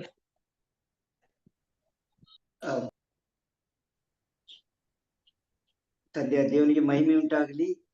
ಈ ಸಮಯದಲ್ಲಿ ಒಂದು ಅನುಮಾನ ಅಂದ್ರೆ ಒಂದು ಕ್ಲಾರಿಟಿಗಾಗಿ, ತಾಯಿಯನ್ನೇ ಯಾಕೆ ನಾವು ಪರಿಶುದ್ಧ ತಾಯಿ ಅಂತ ಕರಿಬೇಕು, ಸಂತ ಮರಿ ಅನ್ನೋದಕ್ಕಿಂತ ಪರಿಶುದ್ಧ ತಾಯಿಯೇ ಅಂತ ಏಕೆ ನಾವು ಕರಿಬೇಕು ಎಂಬುದಕ್ಕಾಗಿ ಬಹುಶಃ ಗುರುಗಳು ತಮ್ಮ ಜ್ಞಾನದ ಮೂಲಕ, ಆತ್ಮರ ಶಕ್ತಿಯಿಂದ ಪಡೆದ ಜ್ಞಾನದ ಮೂಲಕ ಇಂದು ನಮಗೆ ಸುದೀರ್ಘ ವಿವರವನ್ನು ಕೊಟ್ಟಿದ್ದಾರೆ. ಇನ್ನು ಮುಂದಿನ ವಾರ ಮಾತನಾಡ್ತೀನಿ ಅಂತ ಹೇಳ್ತಾ ಇದ್ದಾರೆ. ಅಂದ್ರೆ ತಾಯಿಯ ಆ ಪರಿಶುದ್ಧತೆ ಎಷ್ಟು ಮಹತ್ವ, ಆ ತಾಯಿಯ ಮಹಿಮೆ ಅಂತದ್ದು ಎಷ್ಟು ಸಮಯ ತಗೊಂಡ್ರು ಆ ತಾಯಿಯ ಪ್ರೀತಿಯನ್ನ ಬಣ್ಣಿಸ್ಲಿಕ್ಕೆ ಸಾಧ್ಯವಿಲ್ಲ. ಅದನ್ನ ಹಳೆ ಒಡಂಬಡಿಕೆ ಆದಿಕಾಂಡದಿಂದ ಈ ಪ್ರಕಟಣಾ ಗ್ರಂಥದವರೆಗೆ ಯಾವ ರೀತಿ ಎಂಬುದನ್ನ ಸುದೀರ್ಘವಾಗಿ ವಿವರಿಸಿಕೊಟ್ರು ಪೂಜ್ಯ ಗುರುಗಳೇ. ನಿಜ, ಕೇವಲ ಕಲ್ಲು ಬಂಡೆಯಿಂದ ಮಾಡ್ಬೇಕಾದಂತ ಆ ಒಂದು ದೇವಾಲಯಕ್ಕೆ ದೇವರು ಅನೇಕ ನಿರ್ದೇಶಗಳನ್ನ ಕೊಡ್ತಾ ಇದ್ರು. ಇನ್ನು ತಮ್ಮ ಮಗನನ್ನ ಆ ಯೇಸು ಕ್ರಿಸ್ತನನ್ನ ಈ ಲೋಕಕ್ಕೆ ಕಳಿಸ್ಬೇಕಾದ್ರೆ ಆ ಮಾತೆ ಮರಿಯಳು ಎಂತ ಪರಿಶುದ್ಧತೆ ಹೊಂದಿರ್ಬೇಕಿತ್ತು. ಆ ಪರಿಶುದ್ಧತೆಯನ್ನು ನಮ್ಗೆ ತೋರಿಸ್ಕೊಟ್ಟಿದ್ದೀರಾ. ನಾವು ಭಾಗ್ಯವಂತರು, ಯಾಕೆಂದ್ರೆ ಆ ತಾಯಿಯ ನಾಮದಲ್ಲೇ ಈ ಒಂದು ಪವಿತ್ರ ಕುಟುಂಬ ಅಂದ್ರೆ ಮಾರ್ನಿಂಗ್ ಸ್ಟಾರ್ ಅನ್ನ ನಾವು ಸ್ಟಾರ್ಟ್ ಮಾಡಿದ್ವಿ, ಮರಿಯನ್ ಮಾರ್ನಿಂಗ್ ಸ್ಟಾರ್. ಈ ಒಂದು ಮರಿಯನ್ ಮಾರ್ನಿಂಗ್ ಸ್ಟಾರ್ಗೆ ಇಂದು ನಾವು ಆ ಕಿರೀಟಕ್ಕೆ ಒಂದು ವಜ್ರದ ಒಂದು ಕವಚವನ್ನು ಕೊಟ್ಟಿದ್ದೀರಾ, ಹೊಳೆಯುವಂತ ಮುಕುತಿಯನ್ನ ಕೊಟ್ಟಿದ್ದೀರಾ, ಆ ಪರಿಶುದ್ಧತೆಯನ್ನ ನಮ್ಮ ತಂಡಕ್ಕೆ ಕೊಟ್ಟಿದ್ದೀರಾ. ಇಂಥ ನಿಮ್ಮ ಅಬೋಧ ಒಂದು ಜ್ಞಾನದ ಅದು ಅಗಾಧ ನಿಲುಕಕ್ಕೂ ಮನುಜನ ಒಂದು ಜ್ಞಾನಕ್ಕೂ ನಿಲುಕದಂತ ಶಕ್ತಿಯನ್ನ ನೀವು ಹೊಂದಿ ಅದರ ಮುಖಾಂತರ ತಾಯಿ ಪರಿಶುದ್ಧತೆಯನ್ನು ತಿಳಿಸ್ಕೊಟ್ಟಿದ್ದೀರಾ. ಕೊನೆಯಲ್ಲಿ ನೀವು ಹೇಳಿದ ಹಾಗೆ ಪರಿಶುದ್ಧ ಮಾತೆ ನಮಗೆ ನಿಜವಾಗಿಯೂ ಸದಾ ನಮ್ಮೊಂದಿಗೆ ಇರ್ತಾರೆ. ಕ್ರಿಸ್ತನನ್ನು ಹಡ್ದಾಗೆ ನಮ್ಮೊಬ್ಬೊಬ್ಬರನ್ನ ತಮ್ಮ ಹೃದಯದಲ್ಲಿ ತುಂಬಿಕೊಂಡಿದ್ದಾರೆ. ಅದಕ್ಕಾಗಿ ಆ ಒಂದು ಪರಿಶುದ್ಧ ಮಾತೆಯನ್ನ, ಆ ಪ್ರೀತಿಯನ್ನ ನಮಗೆ ತೋರಿಸ್ಕೊಟ್ಟಿದ್ದೀರಾ. ಅದಕ್ಕಾಗಿ ನಿಮಗೆ ಹೃದಯಾಂತರದಿಂದ ವಂದನೆಯನ್ನ ಸಲ್ಲಿಸ್ತೇನೆ. ನೀವು ನಮ್ಮೊಂದಿಗೆ ಇರಿ. ತಾಯಿಯನ್ನ, ಪಿತ ದೇವರನ್ನ, ಕ್ರಿಸ್ತನನ್ನ, ಆತ್ಮರನ್ನ, ಆ ಶಕ್ತಿಯನ್ನು ನಮಗೆ ಕರುಣಿಸಬೇಕೆಂದು ನಿಮ್ಮಲ್ಲಿ ನನ್ನ ತಂಡದ ಪರವಾಗಿ ಪ್ರಾರ್ಥಿಸ್ತೇನೆ. Thank you so much for that, your precious time Thank that you you. have given to us. Thank you. Thank you. God bless. Thank you so much, Thank Father. you, Monsignor. Thank you. Thank you. God bless. ಪ್ರಿಯರೇ, ನಿಜ, ತಾಯಿ ಬಗ್ಗೆ ಮಾತನಾಡ್ಬೇಕಾದ್ರೆ ಆ ತಾಯಿಯನ್ನ ಸವಿದಿದ್ರೆ ಮಾತ್ರ ಮಾತಾಡ್ಲಿಕ್ಕೆ ಸಾಧ್ಯ. ನಿಜವಾಗ್ಲೂ ಪೂಜ್ಯ ಗುರುಗಳು ತಾಯಿಯ ಮಾತೆ ಮರಿಯಳ ಒಂದು ಅಜಾನ ಸಂಬಂಧ ಇರುವಂತ, ಮಗನಿಗಿಂತಲೂ ಮಿಗಿಲಾದಂತ ಒಂದು ಸಂಬಂಧ ಹೊಂದಿರುವಂತಹ ಗುರುಗಳು. ಅದಕ್ಕಾಗಿಯೇ ಅವರು ನೋಡಿ, ನಮ್ಗೆ ಯಾರಿಗಾದ್ರೂ ನಮ್ಮ ತಾಯಿದ್ರ ಬಗ್ಗೆ ನಮ್ಗೆ ಪ್ರೀತಿ ಇದ್ರೆ ನಾವ್ ಹೆಚ್ಚು ಮಾತಾಡ್ತೀವಿ. ಆದ್ರೆ ಅತಿ ಪ್ರೀತಿ ಇದ್ರೆ ಅಂತ ಪ್ರೀತಿಯನ್ನು ಹೊಂದಿದಂತ ಪೂಜ್ಯ ಗುರುಗಳು ಇಂದು ತಾಯಿಯ ಪರಿಶುದ್ಧತೆ ಬಗ್ಗೆ ಮಾತಾಡಿದ್ದಾರೆ. ನಮ್ಗೆ ಹಾಗಾಗಿ ಹೇಳ್ತಾ ಇದ್ರು ನಮ್ಮ ಮಚ್ಚಡೋ ಬ್ರದರ್, ನಾವು ಸಂತ ಮರಿಯ ಅಂತ ಹೇಳ್ಬಾರ್ದು ಅಂತ. ಅದೇನಾಗಿದೆ, ಆ ಅನಾದಿ ಕಾಲದಿಂದ ಧರ್ಮಸಭೆ ಬಂದಿರೋದ್ರಿಂದ ಅಷ್ಟು ಸುಲಭವಾಗಿ ಅದು ನಮ್ಮನ್ನ ಬಿಟ್ಟು ಹೋಗ್ತಾ ಇರ್ಲಿಲ್ಲ. ಆದ್ರೆ ಇಂದು ಪೂಜ್ಯ ಗುರುಗಳು ಅದನ್ನ ಅದ್ಭುತವಾಗಿ ವಿವರಿಸಿದ್ದಾರೆ. ತಾಯಿ ಪರಿಶುದ್ಧಳು, ಪರಿಶುದ್ಧಳು, ಪರಿಶುದ್ಧಳು ಅಂತ ಪರಿಶುದ್ಧತೆ ಸ್ವರ್ಗಲೋಕದಲ್ಲಿ ಯೌವನರ ಪ್ರಕಟಣೆಯಲ್ಲಿ ತಿಳಿಸಿದ ಹಾಗೆ ಅಲ್ಲಿ ಸ್ವರ್ಗದಲ್ಲಿ ಇದೆ ಎಂಬುದನ್ನ ನಮಗೆ ಒತ್ತು ಹೇಳಿದ್ದಾರೆ. ಆ ತಾಯಿಯನ್ನ ನಮ್ಮ ಕುಟುಂಬದ ರಾಣಿಯಾಗಿ ಪಡೆದಿದ್ದೇವೆ. ನಮ್ಮೆಲ್ಲರ ತಾಯಿ ಈ ಕುಟುಂಬದ ಒಡತಿ. ಆದುದರಿಂದ ಆ ತಾಯಿಗೆ ಒಂದು ಥ್ಯಾಂಕ್ಸ್ ಹೇಳ್ತಾ, ಈ ಒಂದು ಗಂಟೆ ಸಮಯ ತಾಯಿ ಇದನ್ನೆಲ್ಲ ಆಲಿಸಿಕೊಂಡು ನಮ್ಮ ಒಬ್ಬೊಬ್ಬರನ್ನ ಆಶೀರ್ವದಿಸ್ತಾ ಇದ್ದಾರೆ. ತಮ್ಮ ಮಗನ ಪ್ರೀತಿಯಿಂದ ನಮ್ಮನ್ನು ತುಂಬಿಸ್ತಾ ಇದ್ದಾರೆ. ಅದಕ್ಕಾಗಿ ಮತ್ತೆ ಮರೆಯೋದಿ, ಇಂದು ನಿನ್ನ ಪರಿಶುದ್ಧತೆಯಿಂದ ನಮ್ಮನ್ನು ಸ್ಪರ್ಶಿಸಿದೀಯಾ. ನೀನು ಅನುಭವಿಸಿದಂತಹ ಪವಿತ್ರಾತ್ಮರ ಶಕ್ತಿಯನ್ನ ನಮಗೆ ಕರುಣಿಸಿದೀಯಾ. ನಮಗೆ ಒಂದು ಪ್ರೀತಿಯ ಗುರುಗಳಾಗಿ ಫಾದರ್ ಎಲಿಯಸ್ ಸಿಕ್ವರನ್ನ ಕರುಣಿಸಿ ಅವರ ಮುಖಾಂತರ ನಿನ್ನ ಪರಿಶುದ್ಧತೆ ನಮಗೆ ತಿಳಿಸಿದಕ್ಕಾಗಿ ಹೃದಯಾಂತರದ ಥ್ಯಾಂಕ್ಸ್ ಮಾ. ನಮೋ ಮರಿಯ ಪ್ರಸಾದ ಪೂರ್ಣಿ, ಪ್ರಭು ನಿಮ್ಮೊಡನೆ ಇದ್ದಾರೆ, ಸ್ತ್ರೀಯರಲ್ಲಿ ನೀವು ಧನ್ಯರು ಮತ್ತು ನಿಮ್ಮ ಉದರದ ಫಲವಾದ ಯೇಸು ಧನ್ಯ. ಪರಿಶುದ್ಧ ಮರಿಯ ದೇವ ಮಾತೆ,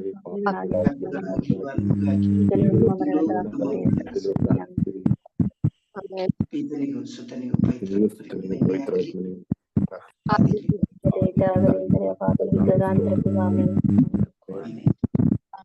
ಥ್ಯಾಂಕ್ ಯು ಸರ್.